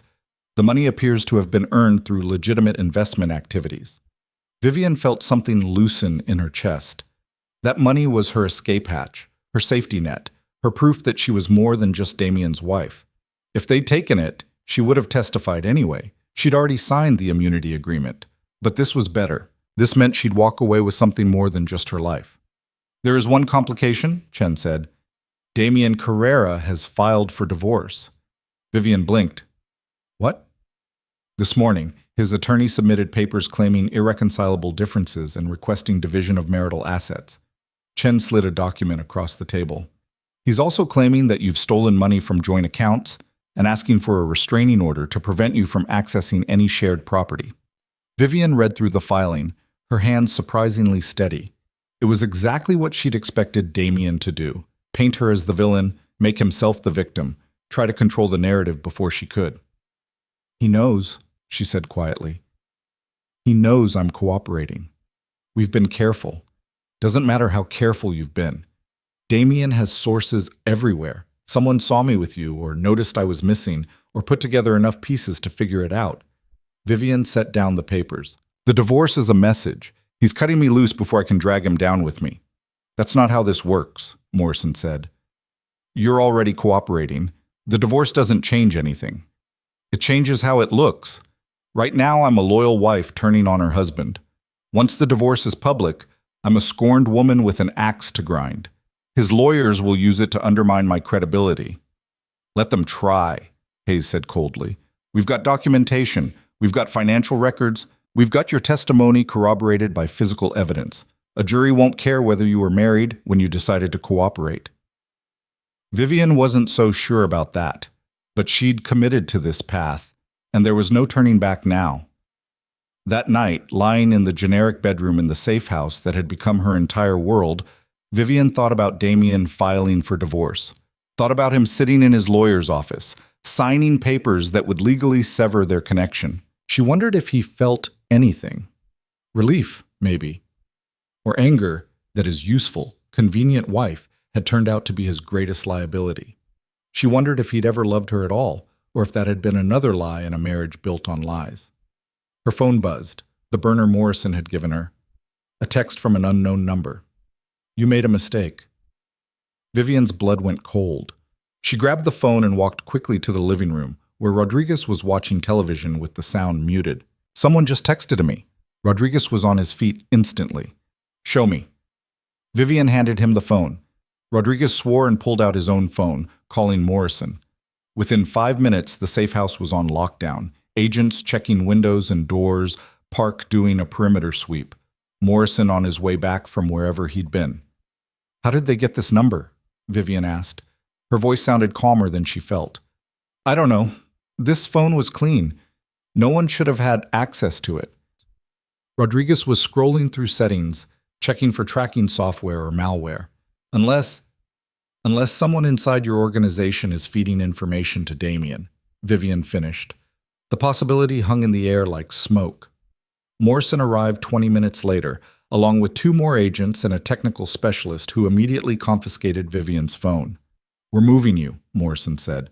"Tonight, new location, new team, complete communication blackout until we figure out how they got to you." "They'll find me again." "Maybe. But we'll make it harder." Morrison's expression was grim.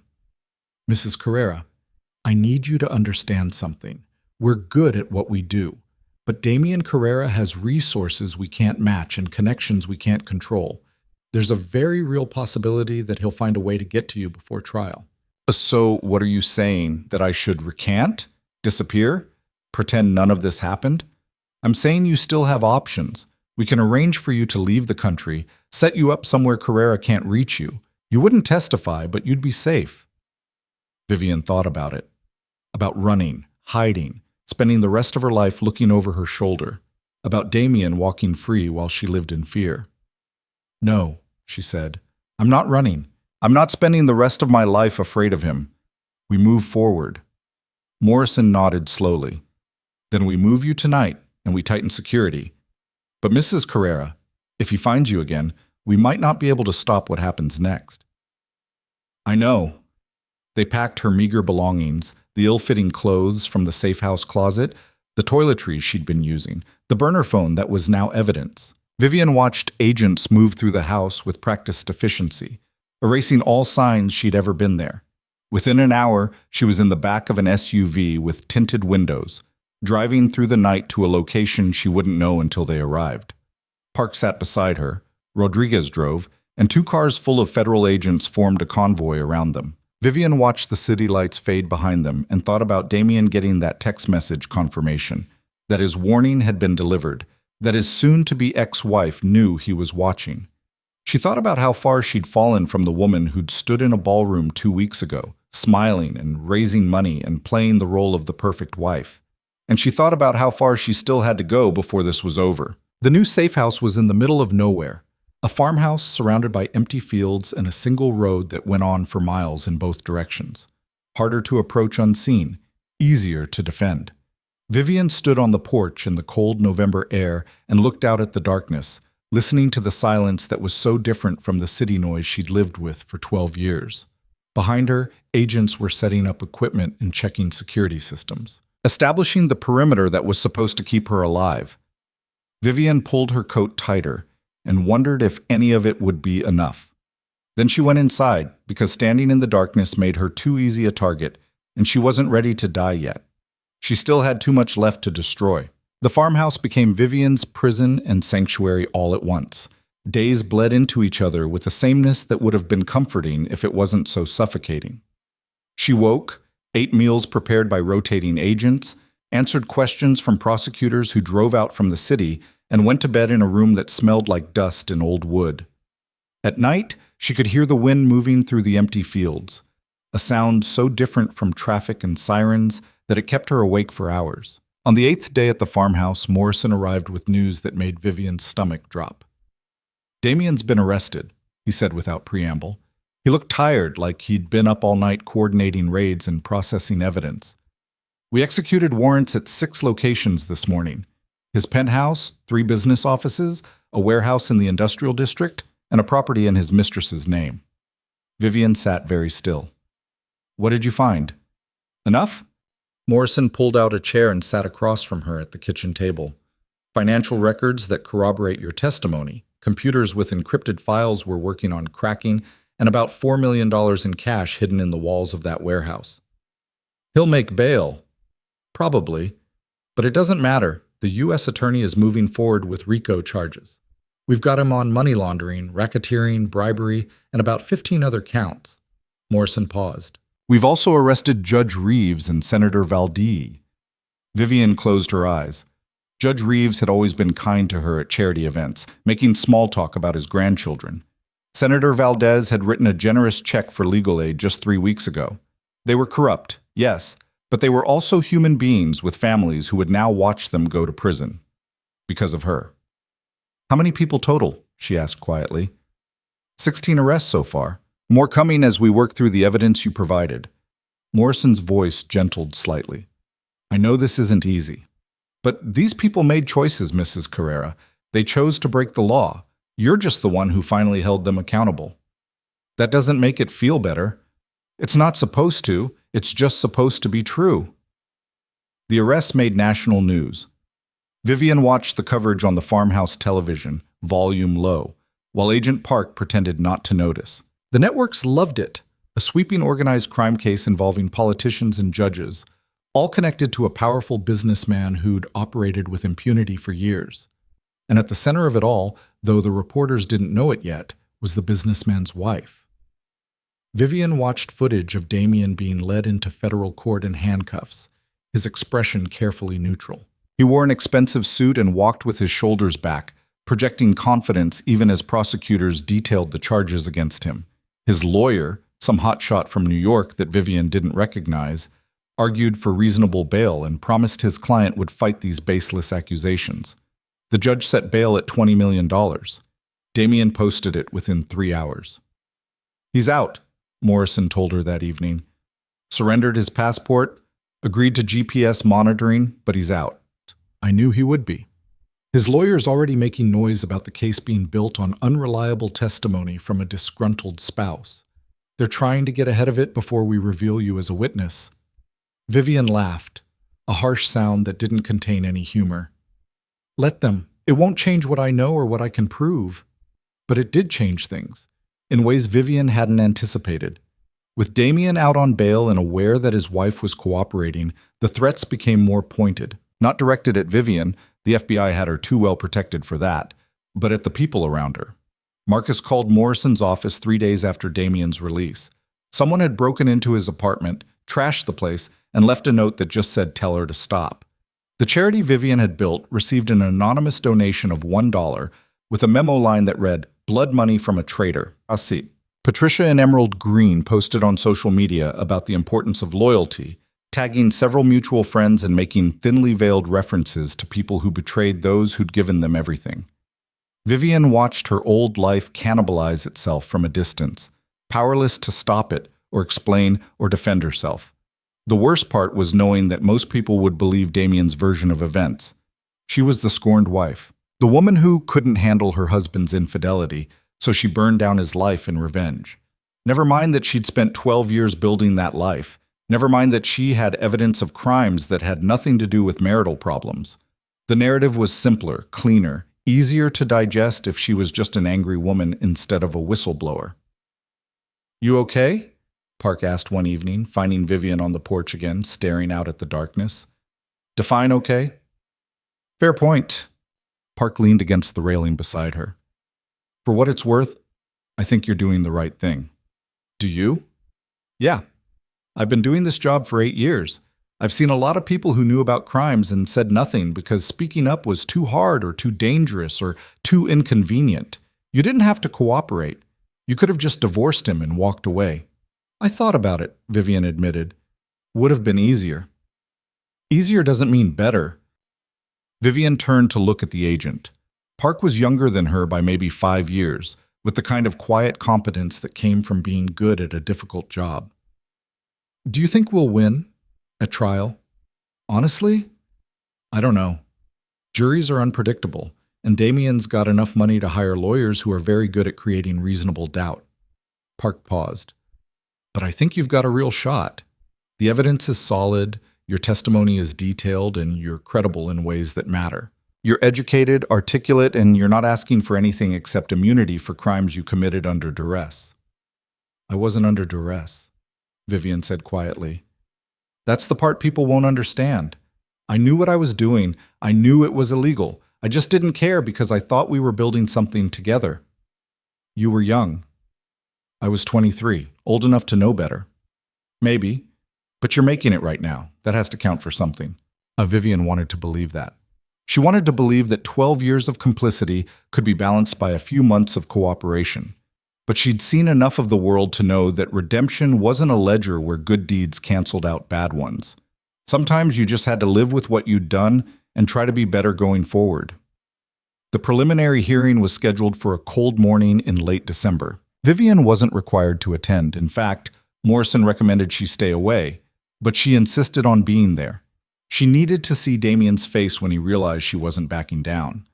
They brought her to the courthouse before dawn, entering through a service entrance while it was still dark. Morrison had arranged for her to watch from a private room with a video feed, keeping her away from Damian and his lawyers and the reporters who were camped outside, hoping for a glimpse of someone connected to the case. Vivian sat in that small room with Park beside her and watched on a screen as the courtroom filled. Damian entered with his legal team, still projecting that same confidence. He'd lost weight, she noticed. There were shadows under his eyes that hadn't been there a month ago. Good. Let him suffer a fraction of what she'd suffered. The prosecutor, Chen, who Vivian had come to respect for his methodical approach, laid out the government's case. Money laundering, racketeering, bribery, conspiracy. He detailed the shell companies and offshore accounts, the payoffs to public officials, the systematic corruption that had allowed Damian to operate with impunity for over a decade. And then he said the words Vivian had been waiting for. The government will be presenting testimony from a cooperating witness with intimate knowledge of the defendant's operations. This witness has provided documentation, financial records, and detailed testimony that corroborates and expands upon evidence gathered through independent investigation. Damian's lawyer shot to his feet. Your Honor, if the prosecution is relying on testimony from Vivian Carrera, we move to exclude it on the grounds that she's a hostile witness with clear bias against my client. Mrs. Carrera is currently engaged in a contentious divorce from Mr. Carrera and has significant financial motivation to— Your Honor, Chen interrupted smoothly, Mrs. Carrera's testimony is corroborated by hundreds of pages of documentation, much of which predates any marital discord. Her credibility can be challenged at trial, but the defense's characterization of her motivations is premature and speculative. The judge, a stern woman in her 60s who looked like she'd heard every excuse in the book, held up a hand. Counselor, you'll have ample opportunity to challenge the witness's credibility at trial. For the purposes of this hearing, I'm satisfied that the government has presented sufficient evidence to proceed. Bail conditions will remain in effect. Trial is set for March 15th. The gavel came down, and it was done. Vivian watched Damian stand and turn to leave. For just a moment, his eyes swept the courtroom as if searching for someone. Searching for her. She wondered if he knew she was watching. If some part of him understood that the wife he'd dismissed as useful and nothing more had orchestrated his downfall from beginning to end. She hoped he did. She hoped he understood exactly who had beaten him. The weeks leading up to trial were a special kind of torture. Vivian spent her days preparing with Chen and his team, going over every detail of her testimony until she could recite it in her sleep. They practiced cross-examination, throwing hostile questions at her designed to rattle or confuse her. Isn't it true that you're only cooperating to avoid prison yourself? Yes. Isn't it true that you benefited financially from your husband's crimes? I benefited from being married to him, yes, but my personal wealth was earned through legitimate means. Isn't it true that you're angry at your husband for having an affair, and this is your revenge? I'm angry at my husband for a lot of things. The affair is pretty low on the list. Chen would stop the session after each round and provide feedback. Softer tone here, more detail there. Don't let them bait you into appearing emotional. Vivian absorbed it all, reshaping herself into the perfect witness. At night, alone in the farmhouse bedroom, she let herself be human again. She cried sometimes, though she couldn't always articulate what the tears were for. Lost time, maybe. Or the death of the person she'd been at 23. So certain she could build something beautiful with a man who'd never seen her as anything but useful. 3 weeks before trial, Morrison came to the farmhouse with someone Vivian hadn't expected to see. Mrs. Carrera, Morrison said, this is Serena Voss. She's asked to speak with you. Vivian stood slowly, staring at the young woman in the doorway. Serena looked different than she had at the gala, smaller somehow, with less polish and more fear. Her expensive clothes were gone, replaced by jeans and a sweater that looked like they'd come from a department store clearance rack. What are you doing here? Vivian's voice came out colder than she'd intended. I needed to talk to you. Serena's voice was quiet, almost apologetic. Agent Morrison said you might be willing to see me. Why would I be willing to do that? Because I want to help. I want to testify. Vivian looked at Morrison, who nodded confirmation. Ms. Voss came to us 2 days ago. She's got information about some of Damian's more recent operations, things that happened after you'd already started pulling back from his business. I don't understand, Vivian said to Serena. You were with him. You chose him. Why would you testify against him now? Serena's laugh was bitter. I chose him? No, Mrs. Carrera. I was 26 years old working as a receptionist when Damian decided he wanted me. You don't say no to men like him. You smile and nod and hope that if you play your role well enough, he'll take care of you when he gets bored. Vivian studied the younger woman, seeing things she'd missed at the gala. The way Serena held herself, like she was trying to take up less space. The careful neutrality of her expression. The same skills Vivian had developed over 12 years of marriage. What happened? Vivian asked quietly. After you left, after he got arrested, everything changed. He got paranoid, started accusing me of being an informant, of working with the FBI. Serena's voice cracked slightly. He hurt me, not badly enough to leave marks that would show, but enough to make his point. And then he told me exactly what would happen if I talked to anyone about anything I'd seen or heard. Morrison cleared his throat. Ms. Voss has visible bruising consistent with her account. We've documented it, and she's willing to testify about the assault as well as the financial crimes she witnessed. Vivian looked at this young woman who'd been sleeping with her husband, who'd worn diamonds Damian had bought while Vivian worked to hold his empire together. She should have hated her, should have felt satisfaction seeing Serena broken and scared. Instead, she just felt tired. Sit down, Vivian said, gesturing to the kitchen table. Tell me what you know. Serena sat, and over the next 2 hours she detailed operations Vivian hadn't been aware of. Newer schemes, more aggressive moves, deals that Damian had put together after Vivian had started pulling back. It was valuable testimony, corroborating the pattern of criminal behavior and showing that it had continued right up until his arrest. When Serena was done, she looked at Vivian with something that might have been shame or might have been exhaustion. I know you probably hate me. I would, if I were you. But I need you to understand, I never wanted to hurt you. I was just trying to survive. I know, Vivian said quietly. And she did. She understood what it was to bend yourself into shapes that fit someone else's needs, to lose yourself piece by piece while telling yourself it was a choice. Do you have somewhere safe to go? The FBI set me up in a hotel. I'm using a different name, staying away from places Damian might look. Good. Keep doing that. And Serena? Vivian waited until the younger woman met her eyes. When you testify, don't hold back. Tell them everything. Make him face what he did to both of us. Serena nodded, tears streaming down her face. I'm sorry. For all of it. I'm so sorry. I know, Vivian said again. Now go. Stay safe. After Serena left with Morrison, Park brought Vivian a cup of tea she hadn't asked for and sat across from her at the table. That was generous, Park said. Talking to her, helping her. I wasn't being generous, I was being practical. Her testimony strengthens the case. You could have refused to see her. Could have told Morrison to handle it without your involvement. Vivian wrapped her hands around the warm mug. She's not my enemy. She's just another woman who got caught in Damian's orbit and didn't know how to escape. Being angry at her would be like being angry at myself for all the years I stayed. You're not responsible for his choices. Neither is she. Park was quiet for a moment.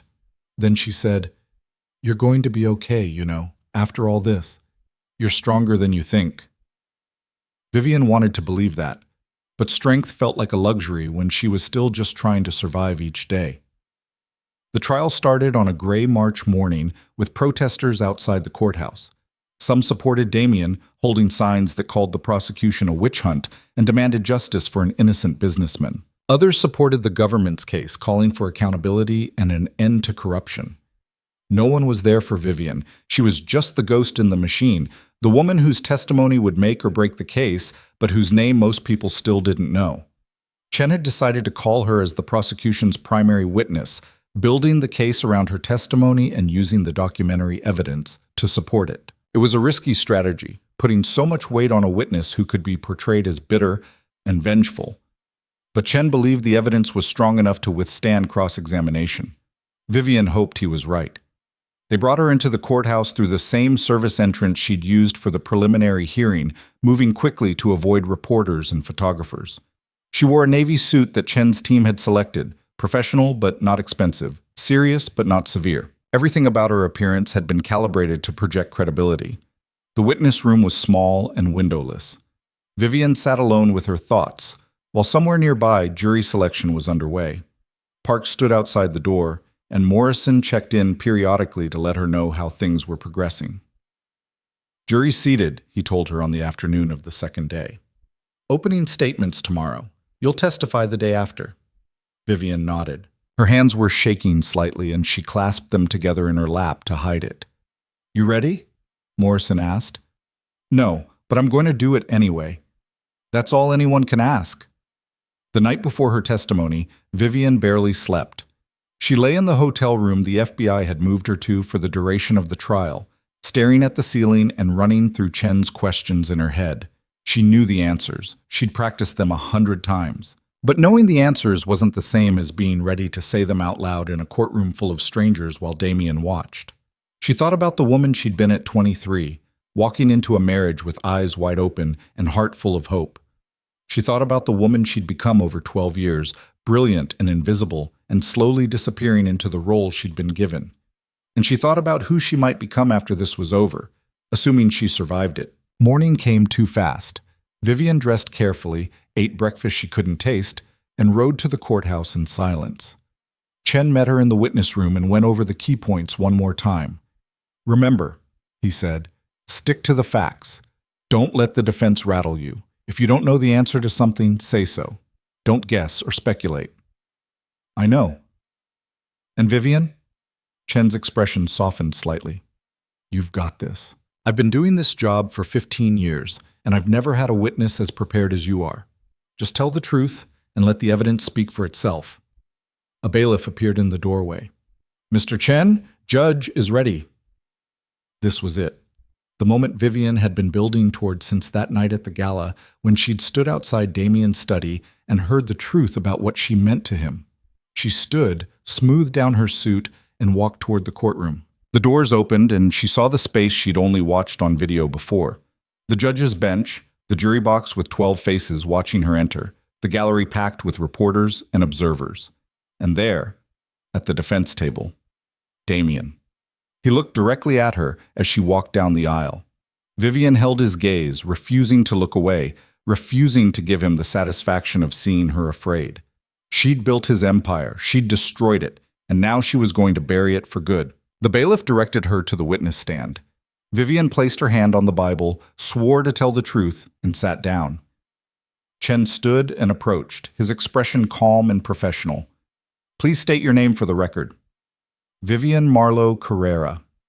"And what is your relationship to the defendant?" Vivian looked at Damian one more time. Then she turned to the jury and said, "I'm his wife, and I'm the person who built every illegal operation you're about to hear about." The courtroom erupted in whispers. The judge called for order. Chen smiled slightly, pleased that she'd gone off script, but understanding why. And Vivian began to talk, her voice steady and clear, telling the truth about 12 years of crimes she'd committed, and the man who'd convinced her they were building something beautiful when all they'd really built was a house of cards that had finally, inevitably, collapsed. She testified for 6 hours that day, walking the jury through shell companies and offshore accounts, explaining money laundering in terms anyone could understand, detailing payoffs and bribes with dates and amounts. Chen guided her through it methodically, building the case piece by piece. When court adjourned for the day, Vivian was exhausted but strangely calm. The hard part was over. She'd told the truth. Whatever happened now was out of her control. The cross-examination would come tomorrow, and Damian's lawyers would try to destroy her credibility. But Vivian had spent 12 years being invisible, being underestimated, being dismissed as just the wife. She was done being invisible. Let them come. She'd survived worse than hostile lawyers. She'd survived Damian. Damian's lead attorney was a man named Richard Hastings, famous for defending white-collar criminals and getting them acquitted through sheer force of personality and legal maneuvering. He was in his late 50s, silver-haired, with the kind of voice that could make accusations sound like friendly observations. He stood now, buttoning his suit jacket, and approached Vivian with a smile that didn't reach his eyes. "Mrs. Carrera," he said warmly, like they were old friends. "Thank you for your testimony yesterday. I know that couldn't have been easy." Vivian said nothing. Chen had warned her about this, the friendly opening designed to make her let her guard down. "Now, you testified that you built these so-called illegal operations for my client. Is that correct?" "That's correct." "And you did this willingly? No one forced you?" "I did it willingly, yes." "So you're admitting under oath that you committed multiple felonies over the course of 12 years? "Yes." Hastings paused, letting that sink in for the jury. "And yet you're not being prosecuted for any of these crimes. Why is that?" "I was granted immunity in exchange for my cooperation." "How convenient." Hastings' smile widened. "So let me make sure I understand this correctly. You committed crimes. You're not facing any consequences for those crimes. And in exchange, you're testifying against your husband, the man you're currently divorcing in what I understand is a rather contentious proceeding?" Chen stood. "Objection. Argumentative." "Sustained," the judge said. "Rephrase, Mr. Hastings." "Certainly, Your Honor." Hastings turned back to Vivian. "Mrs. Carrera, is it true that you and the defendant are currently involved in divorce proceedings?" "Yes." "And is it true that there are significant assets at stake in that divorce?" "There are assets, yes." "Assets you helped acquire through these criminal activities you've described?" Vivian kept her voice level. "Assets that were acquired through both legitimate and illegitimate means? Yes." "And if my client is convicted, those assets become much easier for you to claim in the divorce, don't they?" "I have my own assets. I don't need his." Hastings raised an eyebrow. "Your own assets? Please, elaborate." This was dangerous territory, but Vivian had prepared for it. Over the past 3 years, I built a legitimate investment portfolio separate from my husband's operations. Real estate, stocks, business ventures, all completely legal. How much is this portfolio worth? Approximately $42 million. A murmur went through the courtroom. Hastings' expression shifted slightly. He hadn't expected that number. $42 million, he repeated. And you earned this how exactly? Through smart investments and business acumen. While married to a man you now claim was running a criminal empire? Yes. Isn't it true, Mrs. Carrera, that you used knowledge gained from your husband's illegal activities to make those investments? Vivian met his eyes. I used knowledge gained from working in finance and understanding markets. The information was obtained legally, and the investments were made through legitimate channels. There's no law against being married to someone and also being smart. Someone in the gallery laughed, quickly stifled. Hastings' smile tightened. Let's talk about your marriage, he said. You were married to my client for 12 years, correct? Correct. And during that time, did he ever abuse you, threaten you, force you to do anything against your will? Vivian thought about the careful answer Chen had prepared for this. Physical abuse? No. But there are other kinds of control, Mr. Hastings. Other ways of making someone feel like they don't have choices. But you did have choices, didn't you? You're an educated woman, Yale Law School, top of your class. You could have left at any time. In theory, yes. In theory? Hastings' voice sharpened. Mrs. Carrera, you're a brilliant attorney. You understand the law better than most people in this courtroom. Are you really claiming you were somehow trapped in this marriage? I'm claiming that leaving felt impossible until it didn't. I'm claiming that I loved him, or thought I did, and that love makes people do things that don't make sense from the outside. Vivian's voice was steady, but there was emotion underneath it now, real and raw. I'm claiming that I was 23 years old when I married him, and I thought we were building something together. By the time I realized what we'd actually built, I was so deep in it that leaving meant destroying myself too. But you left anyway. Eventually, yes. After he had an affair. The affair was part of it, but it was more than that. Hastings consulted his notes. On the night of your charity gala, you overheard my client speaking with Ms. Voss, his mistress, Vivian supplied, speaking with Ms. Voss about you. And what you heard made you angry enough to start dismantling his business operations. Isn't that right? I started dismantling his operations because I finally understood that I was never a partner. I was a tool, and I decided I was done being useful to someone who saw me as nothing more than that. So this is revenge. No, Mr. Hastings, this is accountability. The cross-examination continued for another 3 hours. Hastings hammered at her credibility, her motivations, her immunity deal, the timing of her cooperation.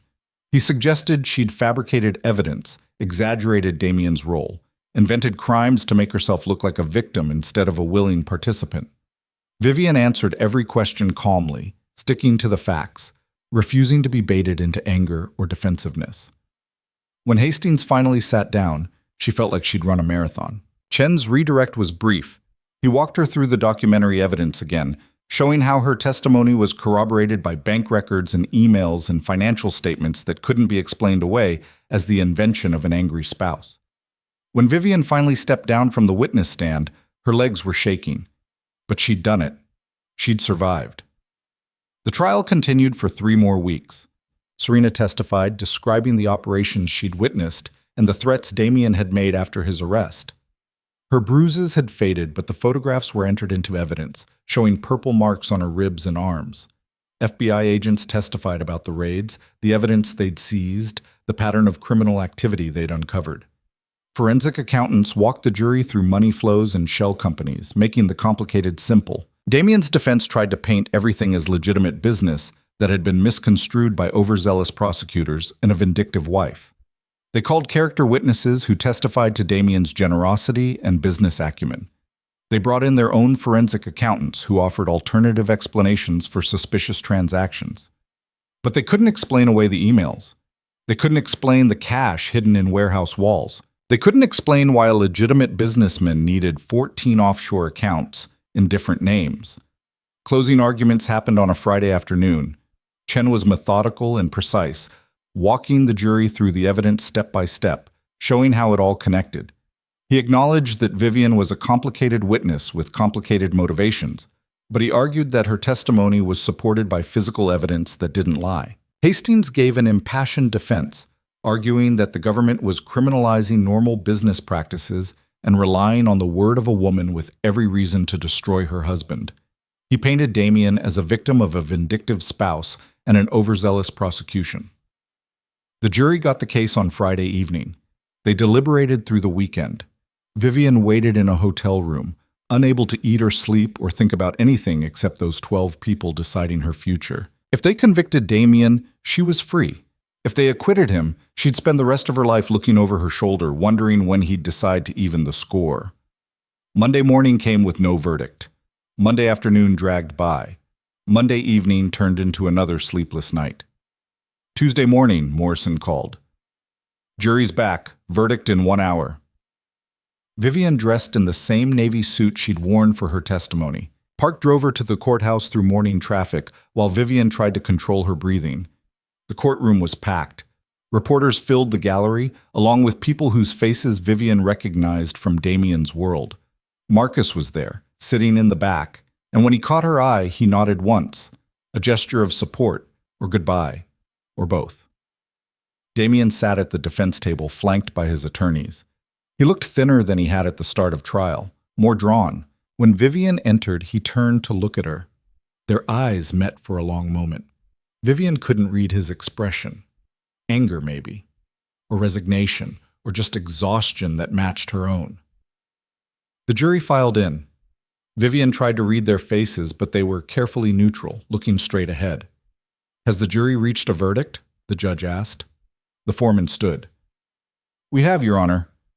On the charge of racketeering, how do you find? Guilty. Vivian's breath caught. Around her, the courtroom erupted in whispers. The judge called for order. On the charge of money laundering? Guilty. On the charge of bribery of a public official? Guilty. It continued like that through all 23 counts. Guilty, guilty, guilty. With each verdict, Vivian felt something loosen in her chest. Relief, vindication, grief for what could have been if Damian had been a different man. When the last verdict was read, Damian sat very still. His lawyers were already huddling, talking about appeals and motions. But Damian just looked down at the table, his hands clasped in front of him. The judge thanked the jury and dismissed them. Then she turned to Damian. Bail is revoked. The defendant will be remanded into custody pending sentencing.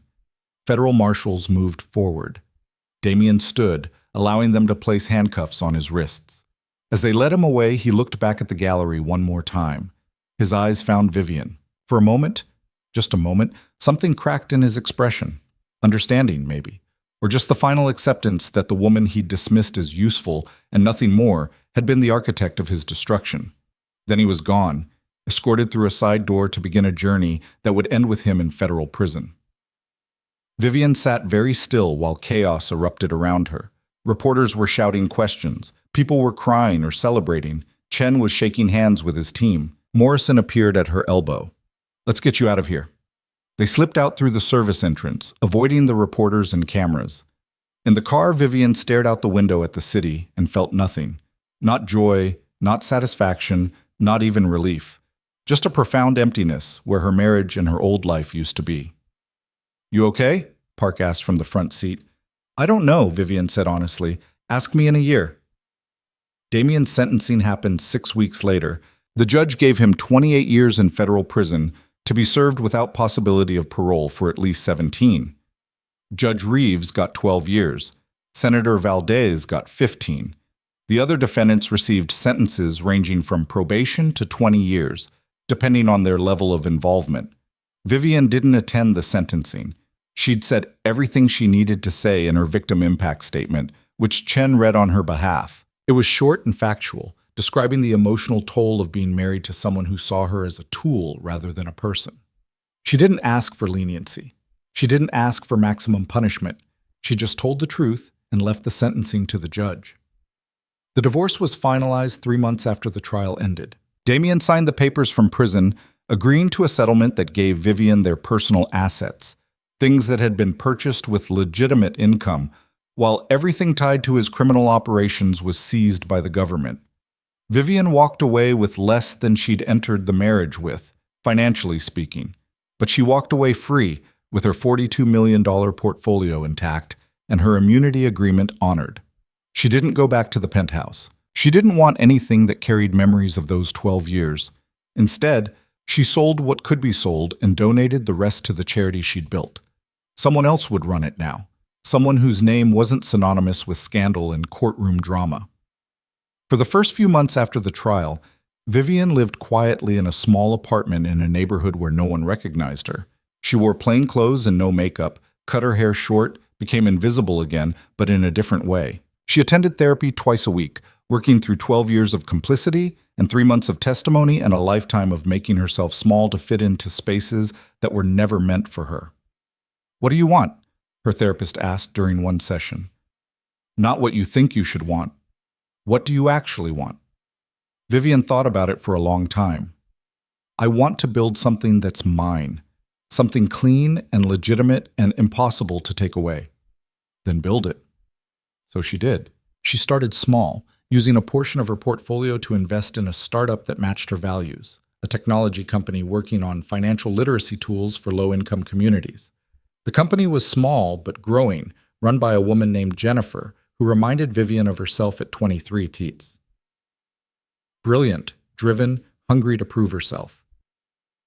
Vivian became a silent partner at first, providing capital and advice without seeking recognition. But Jennifer kept asking her opinion on strategic decisions, kept valuing her input, kept treating her like a partner instead of just a check.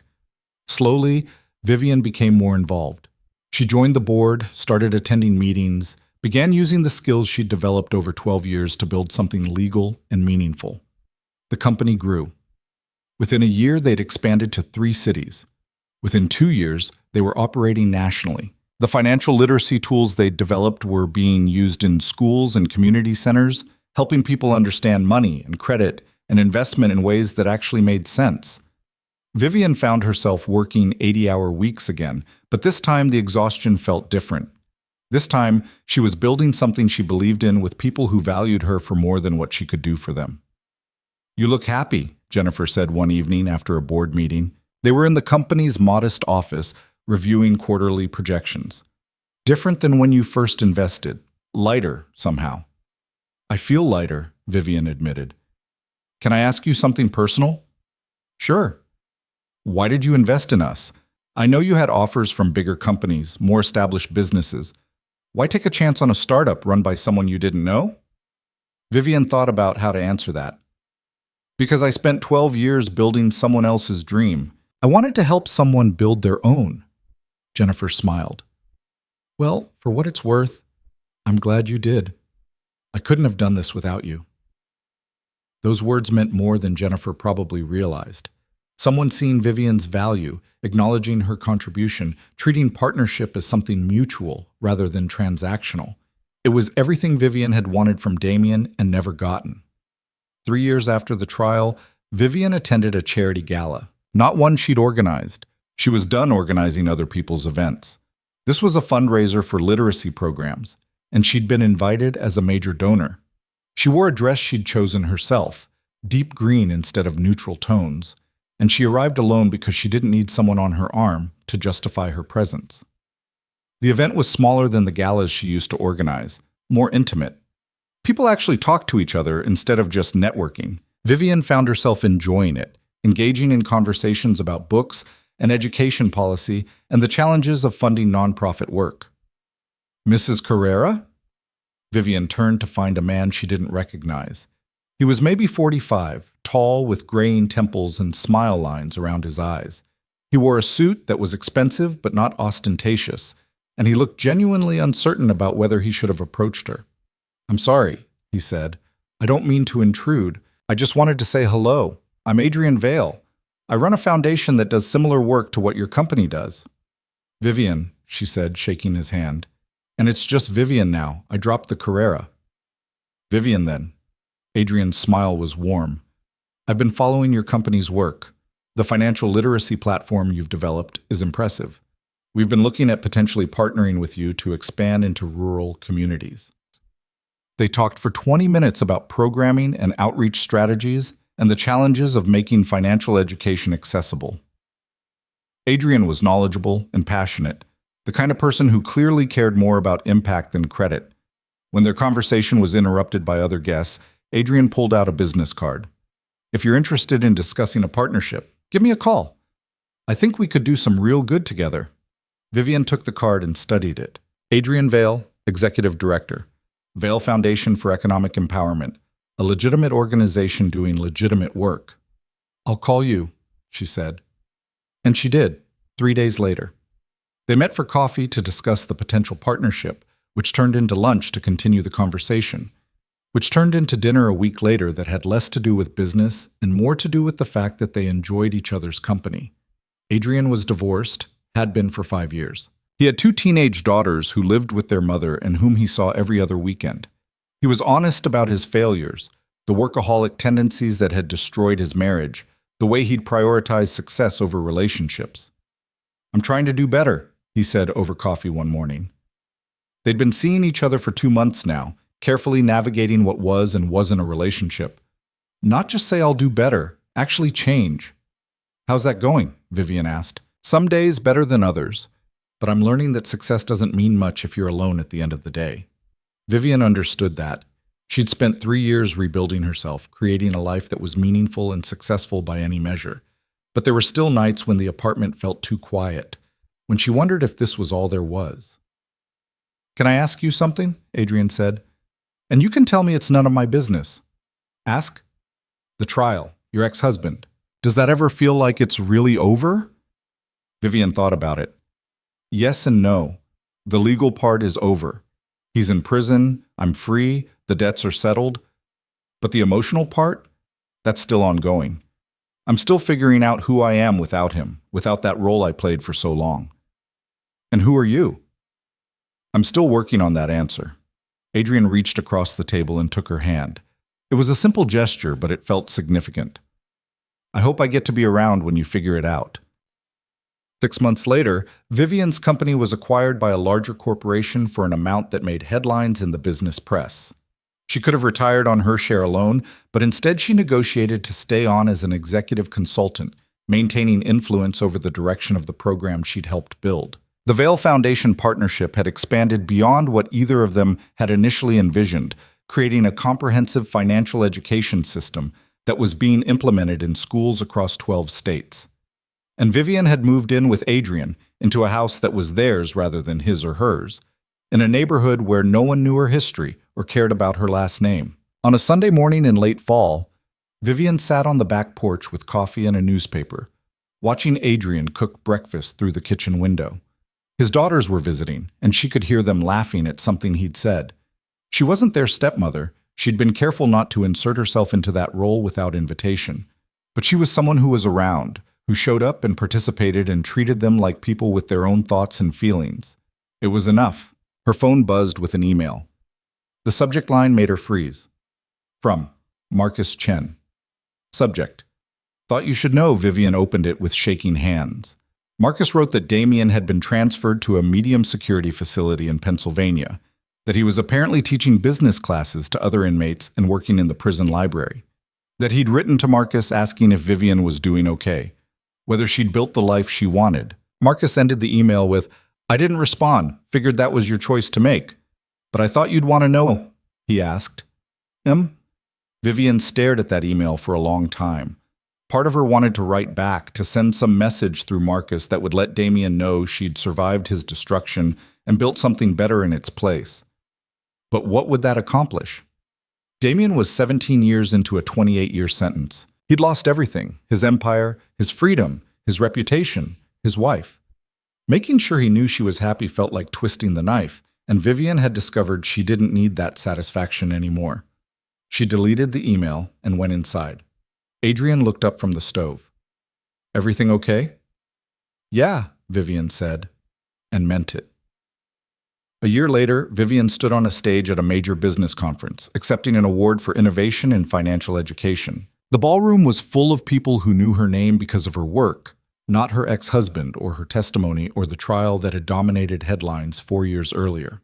She gave a short speech about the importance of making financial literacy accessible, about empowering people with knowledge rather than keeping them dependent. When she finished, the applause was genuine and sustained. As she walked off stage, she passed a mirror and caught a glimpse of herself. No longer invisible, no longer playing a role, no longer molding herself to fit someone else's expectations. Just Vivian. Finally, completely, triumphantly, herself. That night, Adrian took her to dinner at a small restaurant she'd mentioned wanting to try. Nothing fancy, just good food and quiet conversation. When dessert arrived, he pulled out a small box. Vivian's heart stopped. "Before you panic," Adrian said, "this isn't what you think it is. Or maybe it is, but with different parameters." He opened the box to reveal a key. "I bought a building," he said, "downtown near your office.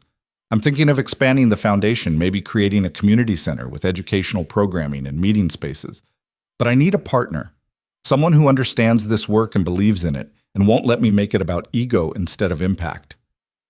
"Adrian, I'm not asking you to marry me, Vivian. I'm asking you to build something with me, as equals, as partners, with your name on the door next to mine and full decision-making authority, and absolutely no subtext or hidden agenda."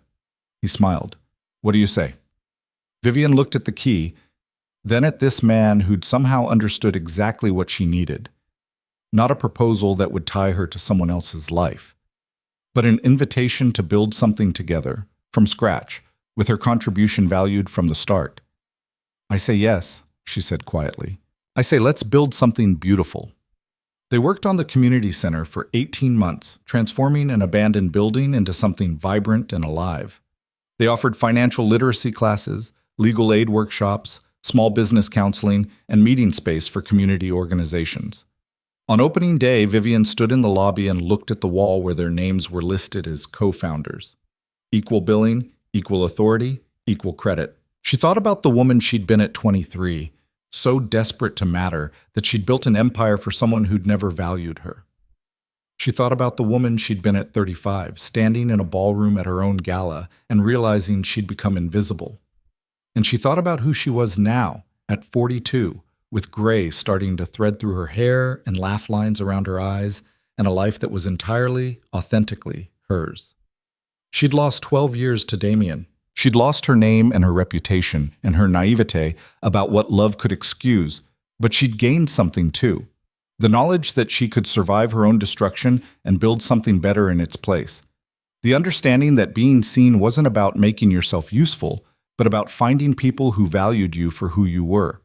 The certainty that she was stronger than she'd ever imagined, and that strength wasn't about never breaking, it was about choosing to rebuild. Vivian walked outside to where Adrian was greeting the first visitors to their center. When he saw her, he smiled and held out his hand. She took it, and together they walked forward into a future she'd built for herself, one choice at a time, one day at a time, until finally she'd become exactly who she was always meant to be. Not the wife who knew too much, not the woman behind the man, not the invisible force holding someone else's empire together. Just Vivian, seen, valued, and finally free.